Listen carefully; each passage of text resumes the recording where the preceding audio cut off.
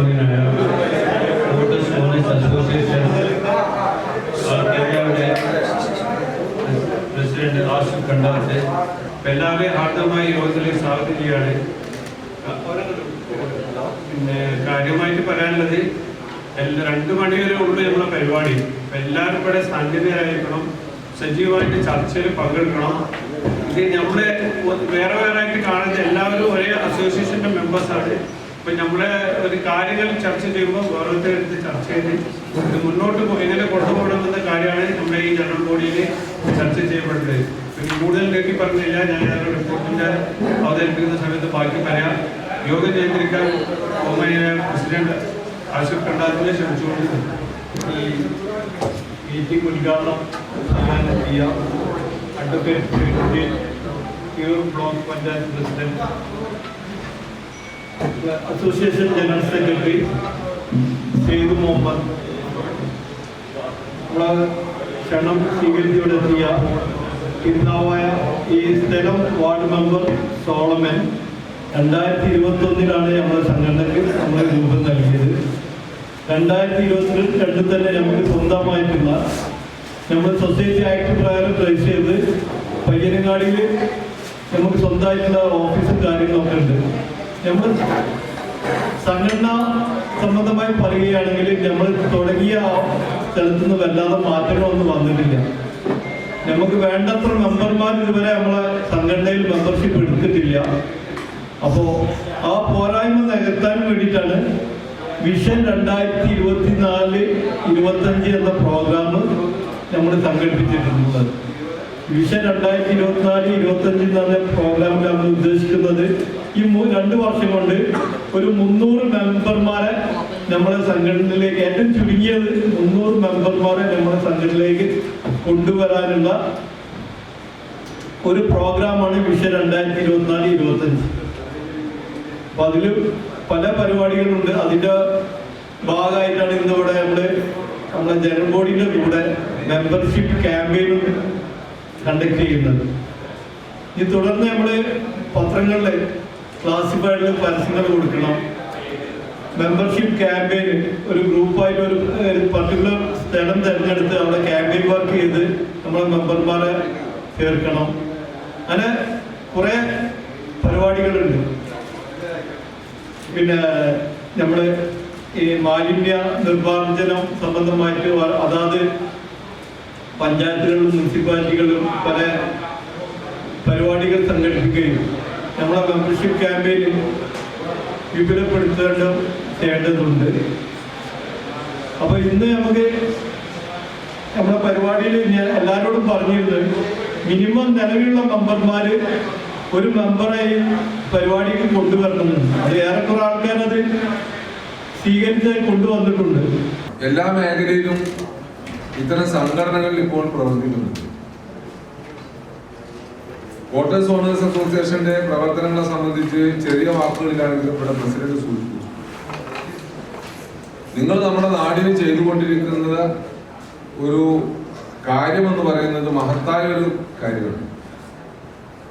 കേരളം എന്ന് പറയുന്നത് നമുക്ക് എല്ലാവർക്കും അറിയാം. നമ്മുടെ സംസ്ഥാനം എന്ന് പറയുന്നത് ഇന്ത്യയിൽ തന്നെ ചെറിയ സംസ്ഥാനങ്ങളിൽ ഒന്നാണ്, വലിയ സംസ്ഥാനമൊന്നുമല്ല. ആ സംസ്ഥാനത്തിന് തന്നെ പ്രത്യേകത ജനസാന്ദ്രത, ജനസംഖ്യയിൽ നമ്മൾ 1-ാം സ്ഥാനത്തൊന്നുമല്ലെങ്കിലും ജനസാന്ദ്രത വളരെ കൂടുതലാണ്. വാസയോഗ്യമായിട്ടുള്ള സ്ഥലം കുറവാണ്. ഒരുപാട് പുഴ, ഒരുപാട് തണ്ണീർത്തടങ്ങള്, ഒരുപാട് പാടങ്ങള്, CRZ പ്രശ്നം, പുഴയുടെ തീരത്ത് വീട് വെക്കാൻ പറ്റാത്ത സാഹചര്യം, കടലിന്റെ തീരത്ത് വീട് വെക്കാൻ പറ്റാത്ത സാഹചര്യം. എന്നാൽ നമ്മുടെ വീടുകളിലെല്ലാം തന്നെ ഭൂമിയുടെ അളവ് കൂടണില്ലെങ്കിലും വീടുകളിൽ നമ്മളുടെ കുടുംബങ്ങളുടെ എണ്ണം കൂടുന്നു. സ്വാഭാവികമായിട്ട് നിങ്ങളിൽ നിന്ന് നടത്തുന്നത് ജീവിക്കാൻ ആവശ്യമായ വരുമാനം കിട്ടുന്നതിന് വേണ്ടി തന്നെയാണ്. എങ്കിൽ പോലും അതിൽ ഏറ്റവും പ്രധാനം തന്നെയാണ് ഈ മനുഷ്യന് കിടപ്പാടമില്ലാത്ത, അന്തിയുറങ്ങാൻ സ്ഥലമില്ലാത്ത മനുഷ്യന് കിടക്കാൻ ഒരു സൗകര്യം ചെയ്തു കൊടുക്കുന്നു എന്ന മഹത്തരമായ ഒരു പ്രവർത്തനം കൂടി നിങ്ങൾ ചെയ്യുന്നുണ്ട് എന്നുള്ള കാര്യത്തിൽ നിങ്ങൾ അഭിനന്ദിക്കാൻ ഞാൻ ഈ സമയം ആദ്യമായി ഉപയോഗിക്കുന്നു. ഇവിടെ നേരത്തെ അധ്യക്ഷൻ പ്രാസംഗം സൂചിപ്പിച്ചു, നമ്മുടെ നാട്ടിൽ നിയമങ്ങൾ ഒരുപാട് മാറിയിട്ടുണ്ട്. കുറച്ചു കാലം മുമ്പ് വരെ എല്ലാ മേഖലയിലും വാടകക്കാരന് അനുകൂലമായ നിയമങ്ങളായിരുന്നു. അതിന്റെ ഭാഗമായി തന്നെ ഇറക്കി വിടുക എന്നുള്ളത് വലിയ പ്രയാസമായിരുന്നു, പ്രതിസന്ധിയായിരുന്നു. കടകളിൽ നിന്നായാലും പിന്നെ വാടക വീടുകളിൽ നിന്നായാലും 11 മാസക്കാലത്തേക്കാണ് കരാറെങ്കിലും ഇറക്കി വിടൽ പാടായിരുന്നു. എന്നാൽ ഇന്ന് അങ്ങനെയല്ല. ഇന്ന് നിയമങ്ങൾ കാലാനുസൃതമായി അമെൻഡ് ചെയ്തതിന്റെ ഭാഗമായിട്ട് ഇന്ന് ഉടമസ്ഥന്മാർക്ക് അന്യായമായ ഒരാൾക്കും ഉടമസ്ഥാവകാശം ഒരു വീട്ടിനകത്ത് സ്ഥാപിക്കാൻ കഴിയാത്ത രൂപത്തിലേക്ക് നിയമം മാറിയിട്ടുണ്ട്. അപ്പൊ അതുകൊണ്ട് പണ്ടത്തെ പോലെ വലിയ നഷ്ടപരിഹാരമൊന്നും കൊടുത്തിട്ട് ആളുകളെ ഇറക്കി വിടേണ്ട സ്ഥിതി ഇന്നില്ല. പണ്ടങ്ങനല്ല. പണ്ടൊരു കട വാടക കൊടുത്തു കഴിഞ്ഞാൽ അയാളെ ഇറക്കണം എന്നുണ്ടെങ്കിൽ, അല്ലെങ്കിൽ ഒരു വീട് വാടക കൊടുത്തു കഴിഞ്ഞാൽ അവരെ ഇറക്കണമെങ്കിൽ നമുക്ക് വേറൊരു നമ്മുടെ സ്വന്തം കാര്യത്തിന് വേണ്ടി പോലും ഇറക്കി വിടണമെങ്കിൽ 2 ലക്ഷം 3 ലക്ഷം രൂപ അങ്ങോട്ട് കൊടുക്കണം. നമ്മളെ മുതൽ ഇത്രയും കാലം താമസിച്ചിട്ട് അവരോട് ഇറങ്ങി പോകാൻ പറയുമ്പോ ഞങ്ങൾ ഇറങ്ങൂല, ഞങ്ങൾ വാടക തരും എന്ന് പറഞ്ഞ്, അതും പഴയ വാടകയാണെങ്കിൽ വാടക പോലും പുതുക്കാൻ കഴിയാത്ത രൂപത്തിലുള്ള സാഹചര്യമൊക്കെ ഉണ്ടായിരുന്നു. എന്തായാലും റെന്റ് കൺട്രോൾ ആക്ട് നിലവിൽ വന്നതോടുകൂടി ഇപ്പോ അതിനൊക്കെ എന്താ പറയാ മാറ്റങ്ങൾ വന്നിട്ടുണ്ട്. ഉപഹാരം നൽകലാണ്. അതിനെ ജിഡു സെലീഫിനെ ക്ഷണിക്കുന്നു.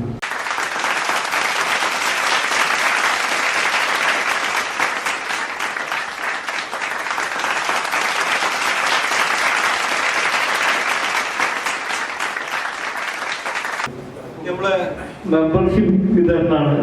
അപ്പോ ഇവിടെ നിന്ന് കുറെ ആൾക്കാർ മെമ്പർഷിപ്പ് പുതുതായിട്ട് എടുത്തിട്ടുണ്ട്. അവർക്കുള്ള മെമ്പർഷിപ്പ് സർട്ടിഫിക്കറ്റ് റെഡി ആയിട്ടില്ല. അപ്പൊ 2 ദിവസം മുന്നേ നമ്മളെ സംഘടനയിലേക്ക് വന്ന വ്യക്തികളെ നമ്മൾ 3 ആൾക്കാണ് നമ്മൾ മെമ്പർഷിപ്പ് കാർഡ് വിതരണം ചെയ്യുന്നത്.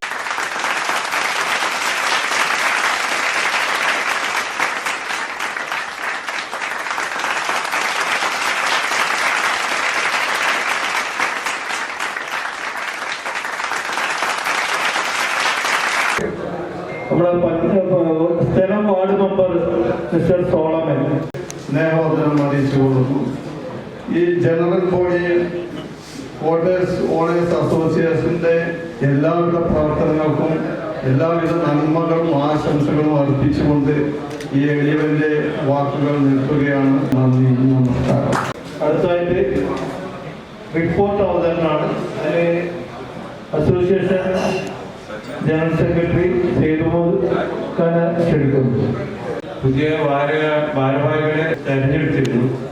അതിൽ ചില്ലു ഷെരീഫ് മുഖ്യ രക്ഷാധികാരി, president Asif Kandath, general secretary Syed Muhammad, joint സെക്രട്ടറിമാർ ശശി ചമ്പ്ര, മുഹമ്മദ് ബഷീർ എ.കെ, സാഹിദ് ആലത്തൂർ, ഷഫീഖ് പി.ടി, ട്രഷററായി മൊയ്തീൻ മുക്കൽ, ഓഡിറ്ററായി ബഷീർ ടി.ടി, മുസ്തഫ കേട്ടുംപറമ്പ്, മീഡിയേഷൻ കമ്മിറ്റിയായി ചെയർമാൻ എഴുന്നേൻകുട്ടി എന്ന Kunjippa, convener Basheer T Koottayi Shafeeq P T, Amina Mol, Ravi Chambrattam, Ashraf K, Noushad, Tanur, Ummer എന്നിവരാണ് തെരഞ്ഞെടുത്തത്.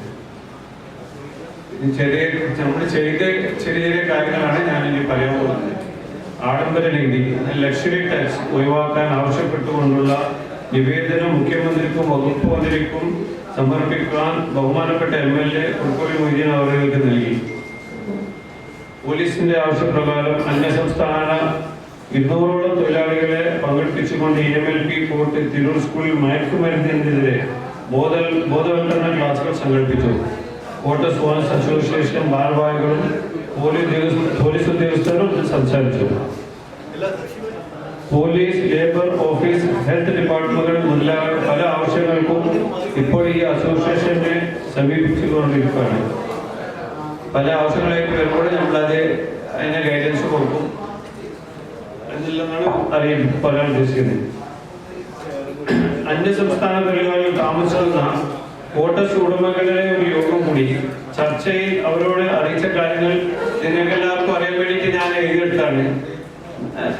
അത് അന്ന് ഞങ്ങൾ കുറച്ച് ആൾക്കാരെ വിളിച്ചു കൂട്ടിയിരുന്നത്, അന്യസംസ്ഥാന തൊഴിലാളികളെ ഉള്ളത്. അവർക്കും വിശദീകരിച്ച കാര്യങ്ങളാണ് പറയുന്നത്. താമസക്കാരുടെ വിവരങ്ങൾ കൃത്യമായി സൂക്ഷിക്കുക. ഇന്ന് പോലീസ് പറഞ്ഞുകൊണ്ടിരിക്കുന്ന ഒരു കാര്യമാണ്. ഇപ്പോൾ പറയാനുള്ളത്, നമ്മൾ ഇതൊരു കുടുംബമായിട്ട് തുടക്കത്തിൽ പറയുന്നത് കുടുംബമാണെന്ന് കരുതിക്കൊണ്ട് നമ്മുടെ അസോസിയേഷനാണ്, എന്റെ അസോസിയേഷനാണ്, എല്ലാവരും ഏറ്റെടുക്കണം. ഇത് കുറച്ച് ഭാരവാഹികളെ ആണ് ഇതിന്റെ ആൾക്കാരെന്ന് വെച്ച് വെക്കരുത്.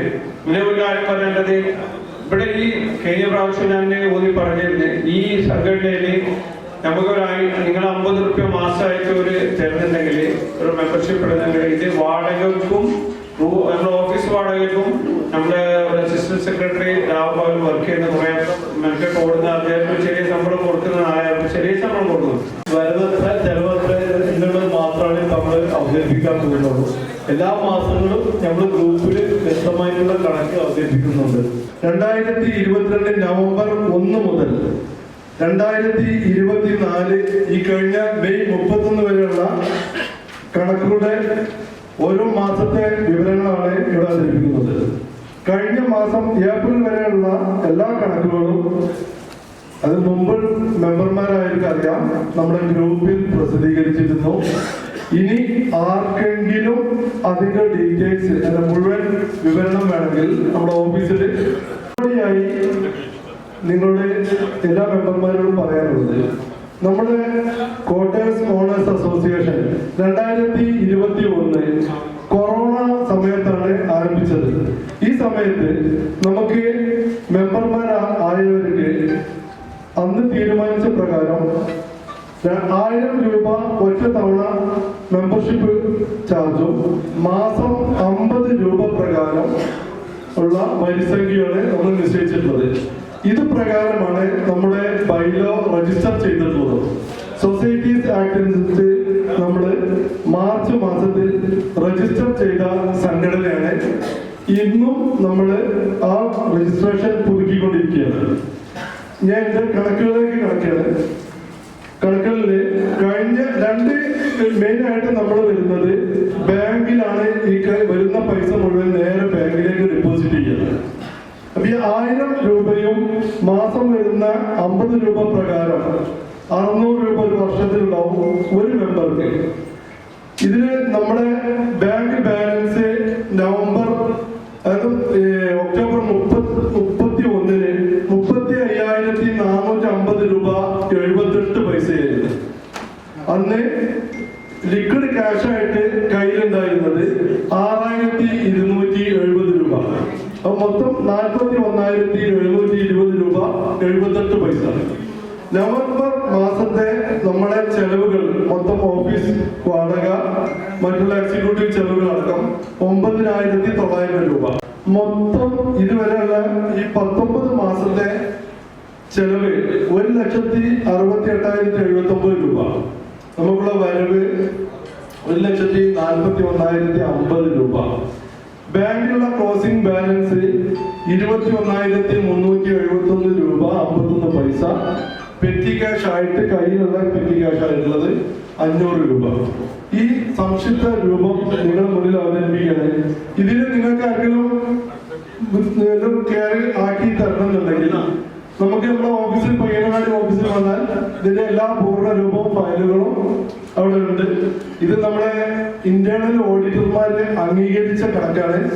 അത് നിങ്ങളുടെ മുന്നിൽ സമർപ്പിക്കുകയാണ്.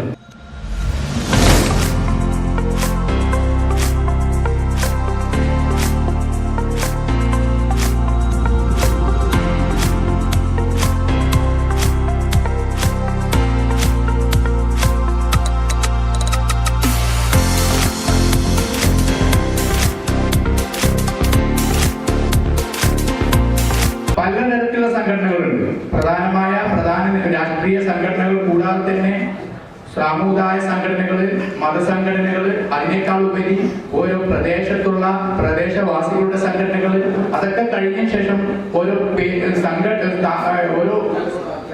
വകുപ്പുകൾ അനുസരിച്ച് ഓരോ സമാന ചിന്താഗതികളുള്ള സ്ഥാപനങ്ങൾ, പ്രത്യേകിച്ച് വ്യാപാരി വ്യവസായ ഏകോപന സമിതി പോലുള്ള സംഘടനകൾ, ഇങ്ങനെയുള്ള ഒരുപാട് സംഘടനകൾ നിലവിലുണ്ട്. സംഘടന ഇല്ലാത്ത കുഴപ്പമില്ല. ഈ സംഘടനകൾ കൊണ്ട് പല നല്ല നല്ല കാര്യങ്ങൾ നമ്മുടെ സമൂഹത്തിൽ നടക്കുന്നുണ്ട്. കേരളത്തിൽ നമ്മൾ സംഘാടകമായ കഴിവ് കഴിഞ്ഞ മാസത്തിൽ നമ്മളെല്ലാവരും കണ്ടതാണ്.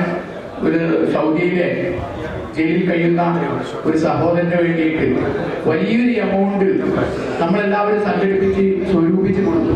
അതൊരു സംഘാടക കഴിവാണ്. അതുപോലെ ഒരു കുട്ടിക്ക് വലിയ സംഖ്യ കോടിക്കണക്കിന് രൂപ എല്ലാവരും കൂടി സംഘടിപ്പിച്ചു കൊടുത്തു. അതും സംഘടനയുടെ കഴിവാണ്. ഇപ്പോൾ നമ്മുടെ നാട്ടിൽ കാണാൻ പല ആളുകളുടെയും പേരുകൾ വെച്ച് സംഘടന, ഫൈസൽ അസോസിയേഷൻ, അഷ്റഫ് അസോസിയേഷൻ, അങ്ങനെ ഒരുപാട് അസോസിയേഷൻ, നൗഷാദ് അസോസിയേഷൻ, കുറെ സംഘടനകൾ, ഓരോരുത്തരുടെ പേര് വെച്ചുള്ള സംഘടനകളുണ്ട്. ആ സംഘടനകളൊക്കെ നല്ല നല്ല പ്രവർത്തനങ്ങൾ ചെയ്യുന്നുണ്ട്. അതുപോലെ നമ്മൾ കൂടെ പഠിച്ച ഒരു സംഘടന നടത്തുന്നുണ്ട്, അവർ നല്ല ചാരിറ്റി പ്രവർത്തനം നടത്തുന്നുണ്ട്. അപ്പൊ ഈ സംഘടന എന്തിനാണ് എന്ന് പ്രത്യേകിച്ച് ഇവിടെയൊക്കെ നമ്മൾ ഈ ഇരിക്കുന്ന ആളുകളൊക്കെ വളരെ പ്രഗത്ഭരാണ്. പ്രത്യേകിച്ച് നമ്മൾ ആമിനോൾ താത്താനെ പോലുള്ള ആളുകളൊക്കെ എന്ന് പറഞ്ഞാല് സംസ്ഥാന തലത്തിൽ രാഷ്ട്രീയ വനിതാ സംഘടനയുടെ സംസ്ഥാന സെക്രട്ടറിയാണ് നമ്മുടെ മെമ്പറാണ് ആമിനോൾ താത്ത. അതുപോലെ പല ആളുകളും സംഘടനകൾ എന്താണ്, എന്തിനെ പറ്റിയാണ് എന്ന് പറയേണ്ട ഒരു ആവശ്യമില്ല. എങ്കിലും ജസ്റ്റ് ഒന്ന് ഞാനൊന്ന് വിശദീകരിക്കുക. നമ്മുടെ സംഘടന എന്തിനാണെന്നുള്ളതാണ്. നമ്മുടെ കഴിഞ്ഞ കുറച്ച് സംസാരത്തിൽ നമ്മുടെ അധ്യക്ഷനും അതുപോലെ റിപ്പോർട്ട് അവതരണത്തിൽ നമ്മുടെ സെക്രട്ടറിയും ഒക്കെ പറഞ്ഞു, ഒരു വിഷയം പറഞ്ഞു. കൊറോണയ്ക്ക് ശേഷം 2021 രണ്ടാം കൊറോണയ്ക്ക് ശേഷം നമ്മുടെ സമാന ചിന്താഗതിക്കാരായ കോട്ടേഴ്സ് ഉടമകൾ എല്ലാവരും കൂടി സംഘടിപ്പിച്ച സംഘടനയാണ് കോട്ടേഴ്സ് ഓണേഴ്സ് അസോസിയേഷൻ. അപ്പോ ആ സമയത്ത് ഈ സംഘടന നമ്മൾ ഇത് പ്രഖ്യാപിച്ചപ്പോ പല ആളുകളും ആവേശപൂർവ്വമാണ് അത് ഏറ്റെടുത്തത്. പക്ഷെ ചില ആളുകൾക്ക് ഒരു സംശയം ഉണ്ടായിരുന്നു. ഞങ്ങളുടെ നാട്ടിൽ ഒരു കോട്ടേഴ്സ്, ഞങ്ങളുടെ നാട്ടിൽ എന്റെ വീടിന്റെ അടുത്ത് എന്റെ സ്ഥലത്ത് ഞങ്ങൾ കോട്ടേഴ്സ് ഉണ്ടാക്കേണ്ടത് വാടക തരുന്നുണ്ട്, എന്തിനാ പറ്റി ഇതിന്റെ കോട്ടേഴ്സിന്റെ ആവശ്യം എന്ന് ചില ആളുകൾക്ക് സംശയം ഉണ്ടായിരുന്നു. അതിന് മറുപടി ഞാൻ പറഞ്ഞുതരാം. അതുപോലെ തന്നെ പല ആളുകളും നമുക്കറിയാം, അന്ന് നമ്മൾ കൊറോണ സമയത്ത് ലോകത്തെ നമ്മുടെ രാജ്യത്തെ മൊത്തത്തിൽ നടുക്കിയ സമയത്ത് നമ്മൾ ഏറ്റവും കൂടുതൽ പ്രയാസപ്പെട്ടിരുന്ന ആളുകളാണ് കോട്ടേഴ്സ് ഓണേഴ്സ് ആളുകൾ. കാരണം എന്താ പറഞ്ഞാല് കോട്ടേഴ്സ് കൊടുക്കുന്നവർക്കും പ്രശ്നം, കൊടുക്കാതിരുന്നാലും പ്രശ്നം, പല കാര്യങ്ങളിലും പ്രയാസപ്പെട്ടുകൊണ്ടിരിക്കുമ്പോൾ അതുമായി ബന്ധപ്പെട്ട നിയമപരമായ തദ്ദേശ സ്വയംഭരണ സ്ഥാപനങ്ങളിലെ അധികാരികളുടെ പ്രയാസങ്ങൾ നേരിട്ടപ്പോ ഈ കോട്ടേഴ്സിന് ഒരു സംഘടന വേണം എന്ന ഉദ്ദേശത്തിലാണ് കോട്ടേഴ്സ് എന്ന സംഘടന നിലവിൽ വന്നത്. ഈ കോട്ടേഴ്സ് എന്ന് പറയുമ്പോൾ നമ്മളിപ്പോ ഈ വേദിയിൽ ഇരിക്കുകയാണെങ്കിൽ നോക്കുകയാണെങ്കിൽ അധിക ആളുകളും റിട്ടയർഡ് ലൈഫിൽ നിൽക്കുന്ന ആളുകളാണ്. ഒരു 50, 55, 60 വയസ്സിന് ശേഷമുള്ള ആളുകളാണ്, അല്ലെങ്കിൽ സ്ത്രീകളാണ്. കാരണം എന്താ, ഒരു സുരക്ഷിതമായ ഒരു സംരംഭമാണ് നമ്മുടെ കോട്ടേഴ്സ്. നമുക്ക് എല്ലാവർക്കും അറിയാം, നമ്മുടെ നാട്ടിൽ സുരക്ഷിതമായി നഷ്ടം വരാതെ താമസിക്കാൻ ആളുണ്ടെങ്കിൽ തീർച്ചയായിട്ടും നമുക്ക് മാസം വരുമാനം കിട്ടും. പിന്നെ അല്ലെങ്കിൽ നമ്മുടെ നാട്ടിൽ ചിലപ്പം നമ്മൾ ഈ പള്ളി കമ്മിറ്റികളും മദ്രസ കമ്മിറ്റികളൊക്കെ ആരെങ്കിലും പെട്ടെന്ന് ഒരു ആൾ മരണപ്പെട്ട് കഴിഞ്ഞാൽ അവരുടെ മക്കൾക്ക് ആരും ഇല്ലെങ്കിൽ അത് സഹായിക്കേണ്ട ആളുകളാണെങ്കിൽ ഒരു പക്ഷേ അവർക്ക് സ്ഥലം എടുത്തിട്ട് കാണാം ഒരു കോട്ടേഴ്സ് ഉണ്ടാക്കി കൊടുക്കും. എന്തിനാണ്? അത് ഒരിക്കലും നഷ്ടപ്പെടില്ല, അത് കിട്ടുമെന്നത്. പക്ഷെ ഇന്നത് മാറി, ഇന്നത്തെ അവസ്ഥ മാറി. ഇന്ന് നമ്മളൊരു ക്വാർട്ടേഴ്സ് ഉണ്ടാക്കി കഴിഞ്ഞാൽ പ്രശ്നങ്ങൾ, തലവേദനകൾ വന്നുകൊണ്ടിരിക്കുകയാണ്. ഹോട്ടൽ നടത്തുന്ന പോലെ തന്നെ സ്ഥിരമായിട്ട് തലവേദനകൾ വന്നുകൊണ്ടിരിക്കുകയാണ്. ഒരാൾക്ക് വാടക കൊടുത്തു കഴിഞ്ഞാൽ ആ വാടകക്കാരന്റെ പ്രശ്നങ്ങൾ, അതുകൂടാതെ ആ വാടകക്കാരൻ വരുമ്പോൾ കൂടുതൽ ആളുകൾ, ഒന്നിൽ കൂടുതൽ ആളുകൾ താമസിക്കുമ്പോൾ അവർക്കുണ്ടാകുന്ന മാലിന്യ പ്രശ്നങ്ങൾ, അതുപോലെ തന്നെ വാടക തരാതെ ബുദ്ധിമുട്ടിക്കുന്ന പ്രശ്നങ്ങൾ, അല്ലെങ്കിൽ തന്നെ പരിസരവാസികളുടെ പ്രശ്നങ്ങൾ, എല്ലാ പ്രശ്നങ്ങളും അത് നമുക്ക് സ്ഥിരമായിട്ടുണ്ടായിരുന്ന സുരക്ഷിതമായിരുന്ന ഒരു മാർഗമാണ് കോട്ടേഴ്സിൽ നിന്നുള്ള രീതി മാറി എപ്പോഴും തലവേദന, നമ്മൾ ഇൻവെസ്റ്റ് ചെയ്യുന്നതിനെ അപേക്ഷിച്ച് നോക്കുകയാണെങ്കിൽ വളരെ തലവേദന ഒരു മാർഗമായി മാറി. അപ്പൊ അതിനാണ് നമ്മളെല്ലാവരും സംഘടിപ്പിച്ചത്. കാരണം നമുക്ക് ഏറ്റവും വലിയ പ്രശ്നം നമ്മുടെ മാലിന്യ പ്രശ്നം. നമ്മുടെ മാലിന്യ പ്രശ്നം നമുക്ക് ഒരാളെ കൊണ്ട് ഉദ്ദേശിച്ചാൽ നടക്കില്ല. കാരണം എന്താ, നിങ്ങൾക്കറിയാം, നമ്മുടെ അസോസിയേഷനിലെ പല ആളുകളും പല ചർച്ചകൾ നടത്തുമ്പോൾ നമ്മുടെ പ്രസിഡന്റ് അതിൽ വളരെ എക്സ്പേർട്ടാണ്. മാലിന്യ പ്രശ്നം നമുക്ക് എങ്ങനെ പരിഹരിക്കാമെന്ന് പ്രസിഡന്റ് നമ്മുടെ സംഘടനയിൽ അവതരിപ്പിച്ചിട്ടുണ്ട്. കൂടാതെ തദ്ദേശ സ്ഥാപനങ്ങളിൽ തന്നെ നമ്മൾ നിങ്ങൾക്ക് ഒരു പ്രശ്നമൊന്നുമില്ല. നമ്മൾ വണ്ടിക്ക് ഇൻഷുറൻസ് എടുക്കും.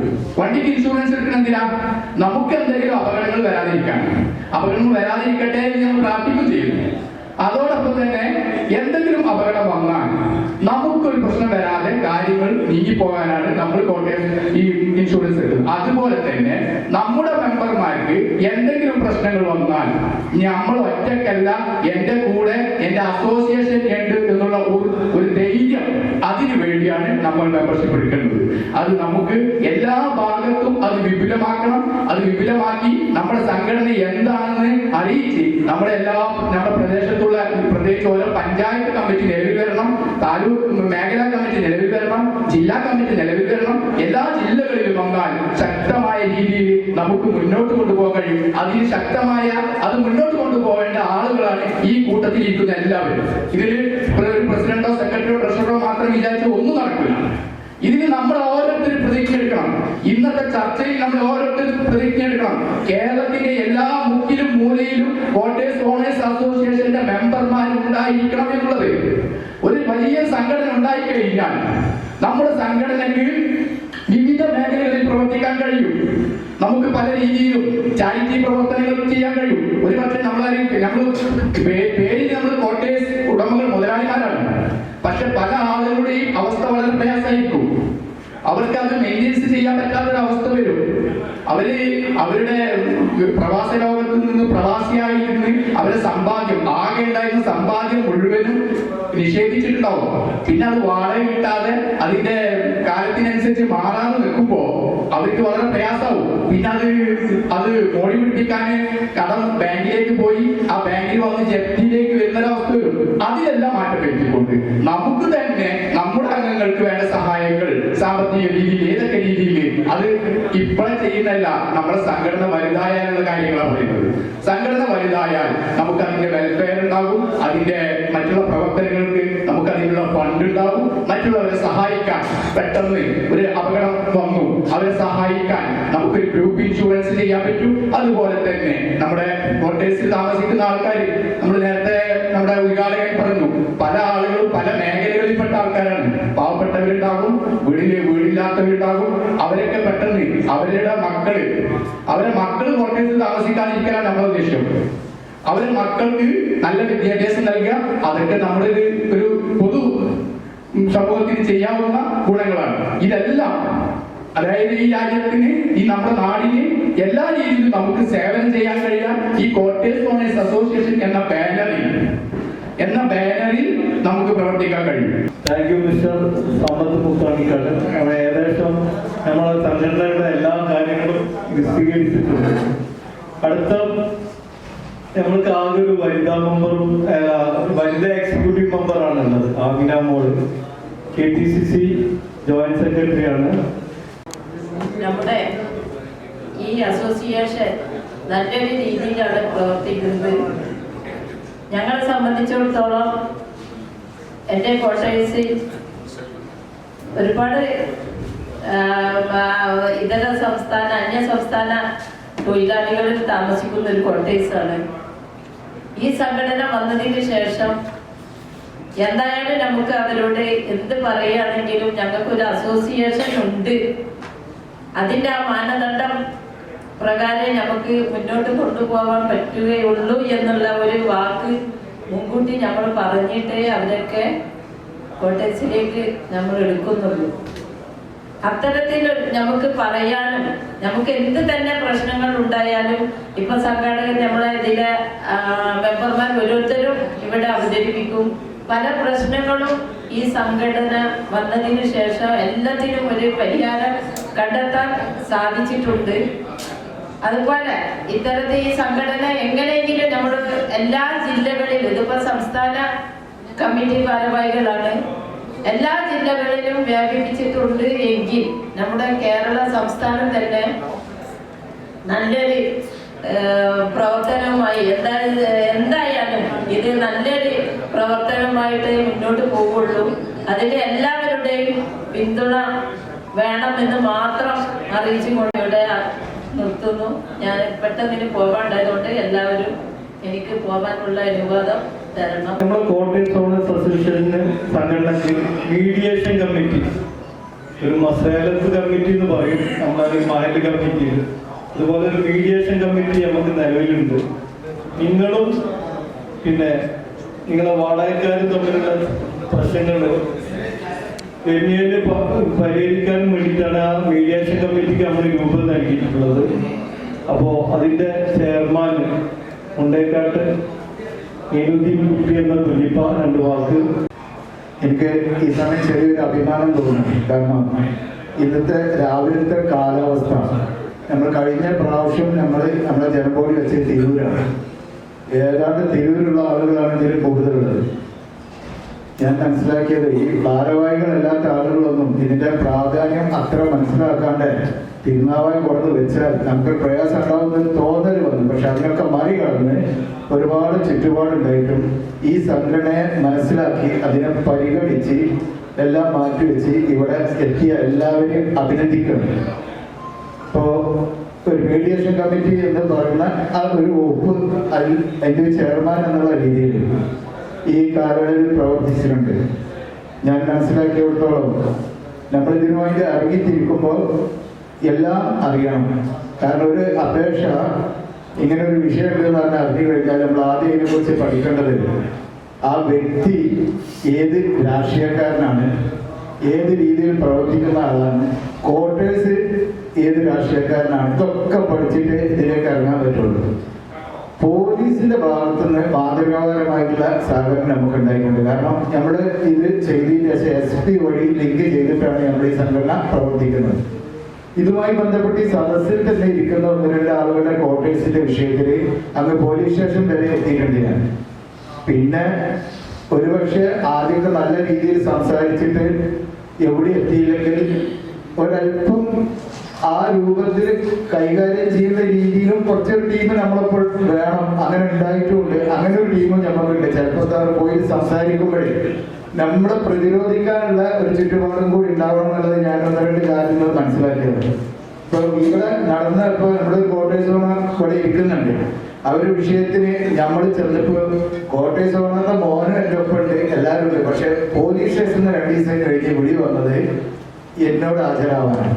അപ്പൊ നാളെ ഹാജരാവണം എന്നാണ് പറഞ്ഞത്. നാളെ എനിക്ക് കഴിയില്ല എന്ന്. എന്താ വെച്ചപ്പോ പറഞ്ഞു, നിങ്ങൾ രാത്രി വീട് കൈകയറാനും പിന്നെ അവരെ പീഡിപ്പിക്കാനും അല്ലെങ്കിൽ മറ്റുള്ള രീതിയിലൊക്കെ ശ്രമിച്ചിട്ടുണ്ട്. നിങ്ങളെ പേരിലാണ് കേസ് തന്നെ. അപ്പൊ ഞാൻ പറഞ്ഞു, ഞാനല്ലല്ലോ കോർട്ടേഴ്സ് ഓണർ എന്നാണ്, നിങ്ങളാണ് പ്രശ്നം ഉണ്ടാക്കിയിരിക്കുന്നത്. അപ്പൊ സത്യത്തിൽ എന്താ വെച്ചാൽ ഓണറെ അവഗണിച്ചിട്ട് പോലീസിൽ കേസ് കൊടുത്തത് അസോസിയേഷന്റെ ചെയർമാന്റെ പേരിലാണ്.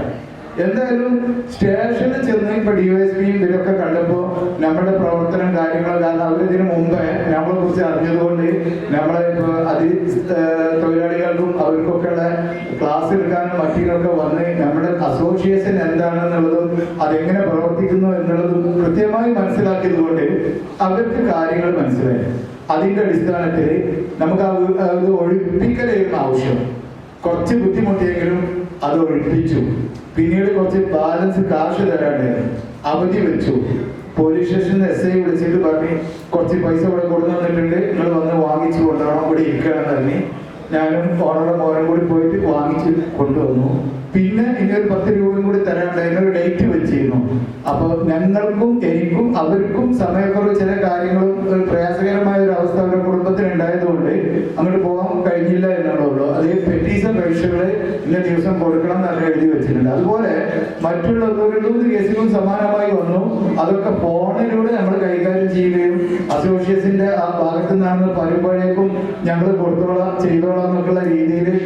പിന്നെ നമ്മൾ ഇതിൽ മനസ്സിലാക്കേണ്ടത് ഒരു ഈഗോ, വ്യക്തിപരമായിട്ടുള്ള വിഷയമൊക്കെ ഉണ്ടെങ്കിൽ അവർ ഒഴിവാക്കി കിട്ടണം എന്നുള്ള രീതിയിൽ നമ്മൾ പ്രവർത്തിക്കുമ്പോഴേ മര്യാദക്ക് വാടക തരുന്ന ആളുകളാണെങ്കിൽ അതിന് ചില പരിമിതികളൊക്കെ ഉണ്ട്. അപ്പോ ഇപ്പൊ നേരത്തെ നമ്മുടെ ബ്ലോക്ക് പ്രസിഡന്റ് നിയമപരമായിട്ടൊരു കാര്യം പറയണം. അത് വളരെ പിന്നെ നമുക്ക് ആനുകൂലികമായ ഒരു സംഭവമാണ്. കാരണം RCP ആക്ട്, അതായത് റെന്റ് കൺട്രോൾ ബോർഡ് ഇപ്പോ കോർട്ടേഴ്സ് ഓണേഴ്സുമാർ അതേമാതിരി തന്നെ ബിൽഡിംഗ് ഓണർമാർക്കും അനുകൂലമായ ഹൈക്കോടതിയിൽ വിധിയുണ്ട്. നമുക്ക് ആവശ്യമുണ്ടെങ്കിൽ അവരെ ഒഴിപ്പിക്കാനുള്ള സൗകര്യങ്ങളുണ്ട്. അങ്ങനെയുള്ള ഒരുപാട് അനുകൂലം ഇതുകൂടി വന്നിട്ടുണ്ട്. എന്നാൽ പോലും ഇപ്പൊ ഞാനിവിടെ കയറി വന്നപ്പോ ഇവിടെ ഇരിക്കുന്ന ഏറെക്കുറെ മുഖങ്ങൾ പരിചിതരാണെങ്കിലും ഈ പ്രദേശത്തുള്ള കുറച്ച് ആളുകളെ കാണാൻ കഴിഞ്ഞു. അതിലൊരാൾ എന്നോട് ചോദിച്ചു, ഞാനിങ്ങനെ ഇദ്ദേഹത്തിന്റെ സെയ്ദ് മുഹമ്മദ് സാഹിബ് വന്നിട്ട് ഇങ്ങനെ ക്ഷണിച്ചതാണ്, ഞാനിവിടെ രജിസ്റ്റർ ചെയ്തിട്ടൊന്നുമില്ല, എന്താണ് ഇതിൻ്റെ ഉള്ളത്, 10-20 കൊല്ലമായിട്ട് എനിക്ക് ക്വാർട്ടേഴ്സ് ഉള്ള ആളാണ്, ഇത് കുറെ അതിഥി തൊഴിലാളികളാണുള്ളത്, ഇതുവരെ പ്രയാസങ്ങളൊന്നുമില്ല. അതൊക്കെ ശരിയാണ്. കാരണം ഇപ്പൊ നേരത്തെ നമ്മളിപ്പോ പിന്നെ നമ്മുടെ സംസാരിപ്പ് പറഞ്ഞ പോലെ തന്നെ ഇതൊരു ചെറിയ വിഷയം വരുമ്പോൾ നമുക്ക് ചോദിക്കാനും പറയാനും ആരൊക്കെയോ ഉണ്ട് എന്നുള്ള ഒരു സാഹചര്യത്തിലേക്ക് കുറെ ആളുകൾക്ക് ഇതിലറിയാം, എല്ലാവർക്കും അറിയില്ലെങ്കിലും. നാളെ ഇപ്പോ ഞാനൊരു പോലീസ് സ്റ്റേഷനിൽ മറ്റൊരു കാര്യത്തിന് പോയപ്പോഴേ ഒരാളെ കിട്ടി SI ഇങ്ങനെ കുടയുന്നുണ്ട്. അപ്പൊ അയാൾ ആകെ പരിഭ്രമിച്ച് നിൽക്കുകയാണ്. അപ്പോൾ ഞാനിതെന്താ കാര്യം എന്നറിയാൻ വേണ്ടിയിട്ട് അയാളോട് അന്വേഷണം പറഞ്ഞ് ഞാൻ എൻ്റെ കോട്ടേഴ്സിൽ ഒരു അണ്ണാച്ചി താമസിച്ചിരുന്നു. കർഷകാലത്തിന് അവരൊരു കളവ് നടത്തിയിരുന്നു. പ്രശ്നം അവരെന്നെ വിളിച്ചു. അവർ ചോദിച്ചത് അയാളുടെ ഐഡന്റി കാർഡ് ഉണ്ടോ, അതായത് എന്തെങ്കിലും പ്രൂഫുകളെ ചോദിച്ചപ്പോൾ ഇല്ല എന്ന് ഞാൻ പറഞ്ഞു. അതിനാണ് എൻ്റെ നേരത്തെ കുതിര കയറുന്നത്. അപ്പൊ ചുരുക്കി പറയുകയാണെങ്കിൽ അവർ വരുമ്പോൾ ഒരു അഡ്വാൻസും അവരുടെ മാസവാരികൾക്ക് കൃത്യമായിട്ട് തരുന്നുണ്ടെങ്കിലും അവർ എത്തരത്തിലുള്ള ആളുകളാണെന്നുള്ളത് നമുക്ക് അറിയാൻ കഴിയില്ല. അപ്പൊ ഏറ്റവും കൂടുതൽ എന്താണ്, ഒരു ഐഡന്റി കാർഡ് അതിന്റെ ഒരു ഫോട്ടോ കോപ്പി ഇതാ അവരുടെ സ്ഥലം ഞങ്ങളെ ഉണ്ട് എന്ന് പറയുമ്പോൾ പോലീസുകാർക്ക് പിന്നെ നമ്മളെ വേലയ്ക്ക് കയറാൻ കഴിയില്ല. അപ്പൊ അത്തരത്തിലുള്ള ചില കാര്യങ്ങളൊക്കെ എന്ത് ചെയ്യാം, നമ്മളൊരു അസോസിയേഷനും അതിലൊരു മീഡിയേഷൻ കമ്മിറ്റി ഒക്കെ ഉണ്ടെങ്കിലും നമ്മൾ ചെയ്തു വെക്കേണ്ട കാര്യങ്ങൾ ചെയ്തു വെച്ചതിന് ശേഷം നല്ല പ്രയാസങ്ങൾ ഉണ്ടെങ്കിൽ നമ്മൾ അസോസിയേഷൻ ലെവലിൽ പരിഹരിക്കാനുള്ള മാർഗങ്ങളൊക്കെ ഉണ്ട്. ഇവിടെ പറഞ്ഞ അംഗങ്ങൾക്കും ബന്ധുക്കൾക്കും വലിയൊരു മൗന പ്രാർത്ഥനയാണ്.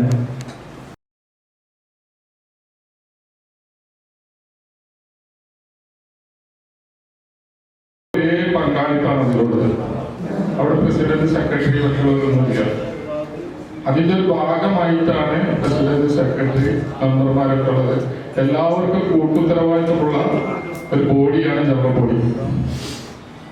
അപ്പൊ നമുക്ക് എന്തൊരു അഭിപ്രായങ്ങൾ ഉണ്ടെങ്കിലും നമ്മൾ ജനറൽ ബോഡിയിൽ പങ്കുവെക്കും. അതിനോടനുബന്ധിച്ച കാര്യങ്ങളാണ് നമ്മള് തീരുമാനങ്ങൾ എടുക്കുക. ഇപ്പൊ നിങ്ങൾക്ക് എല്ലാവർക്കും തോന്നും നമ്മളൊരു കോട്ടേഴ്സ് ഓണേഴ്സ് അസോസിയേഷൻ ആണെന്ന്. അതൊരു ചെറിയ സംഘടന അല്ല. ഇതിൽ ഫ്ലാറ്റ്, വില്ലകള്, അതുപോലെ റിസോർട്ടുകള്, ഇതൊക്കെ വാടകയ്ക്ക് കൊടുക്കുന്ന സംവിധാനങ്ങളാണ്. അവരൊക്കെ നമുക്ക് മെമ്പർമാരായിട്ട് കൊണ്ടുവരേണ്ടതുണ്ട്. അതിന് നല്ല സംഘടിതമായിട്ടുള്ള ശക്തി വേണം നമുക്ക്, എങ്കിലേ അതിന് കഴിയുള്ളൂ. മലപ്പുറം ജില്ലയിൽ മാത്രമാണ് ഈ സംഘടന ഒതുങ്ങി നിൽക്കുന്നത്. ഓരോ ജില്ലയിലും സംഘടന കൊണ്ടുവരേണ്ടതുണ്ട്. അതിപ്പോ നമ്മൾ തൃശ്ശൂർ ജില്ലയിലേക്ക് എത്തിയിട്ടുണ്ട്, അതുമാതിരി കോഴിക്കോട് ജില്ലയിലേക്ക് എത്തിയിട്ടുണ്ട്, പാലക്കാട് ജില്ലയിലേക്ക് എത്തിയിട്ടുണ്ട്. അവിടെ അങ്ങോട്ട് പോയിട്ടില്ല. കണ്ണൂർ എത്തിയിട്ടുണ്ട്.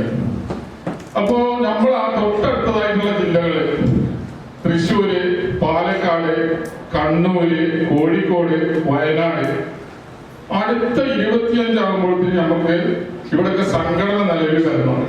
അതിന് നമ്മളെല്ലാവരും പ്രയത്നം വേണം. അപ്പൊ അതെങ്ങനെ കൊണ്ടുവരും? അതിന് നമ്മളൊരു ഒരു ഭാഗത്തേക്ക് ഒരു 3 ആളെ തെരഞ്ഞെടുക്കുക. അത് എക്സിക്യൂട്ടീവ് മെമ്പർമാരായിക്കോട്ടെ. അതിന്റെ അടുത്ത പ്രദേശത്തുള്ള ആളുകളെ തെരഞ്ഞെടുത്തിട്ട് അവിടെ 2025 ആകുമ്പോഴത്തിന് നമുക്ക് സംഘടന നിലവിൽ വരണം. അതിനുള്ള സംവിധാനത്തിൽ നമ്മൾ എത്തണം. അത് ഈ ചർച്ചയിൽ നമുക്ക് കൊണ്ടുവരുന്നതാണ്. ഇപ്പൊ വരുന്ന ചർച്ചയിലാണ് അതിന്റെ കാര്യരീതികളൊക്കെ എത്തുക. ആരൊക്കെ ആ ഭാഗങ്ങൾ ഉണ്ട് എന്നറിയാം. അതിന്റെ തൊട്ടടുത്തുള്ള പ്രദേശത്തുള്ള ആളുകൾ അത് ഏറ്റെടുക്കുക. എന്നിട്ട് നമുക്ക് ജില്ലാ സംഘടനകൾ രൂപീകരിക്കണം.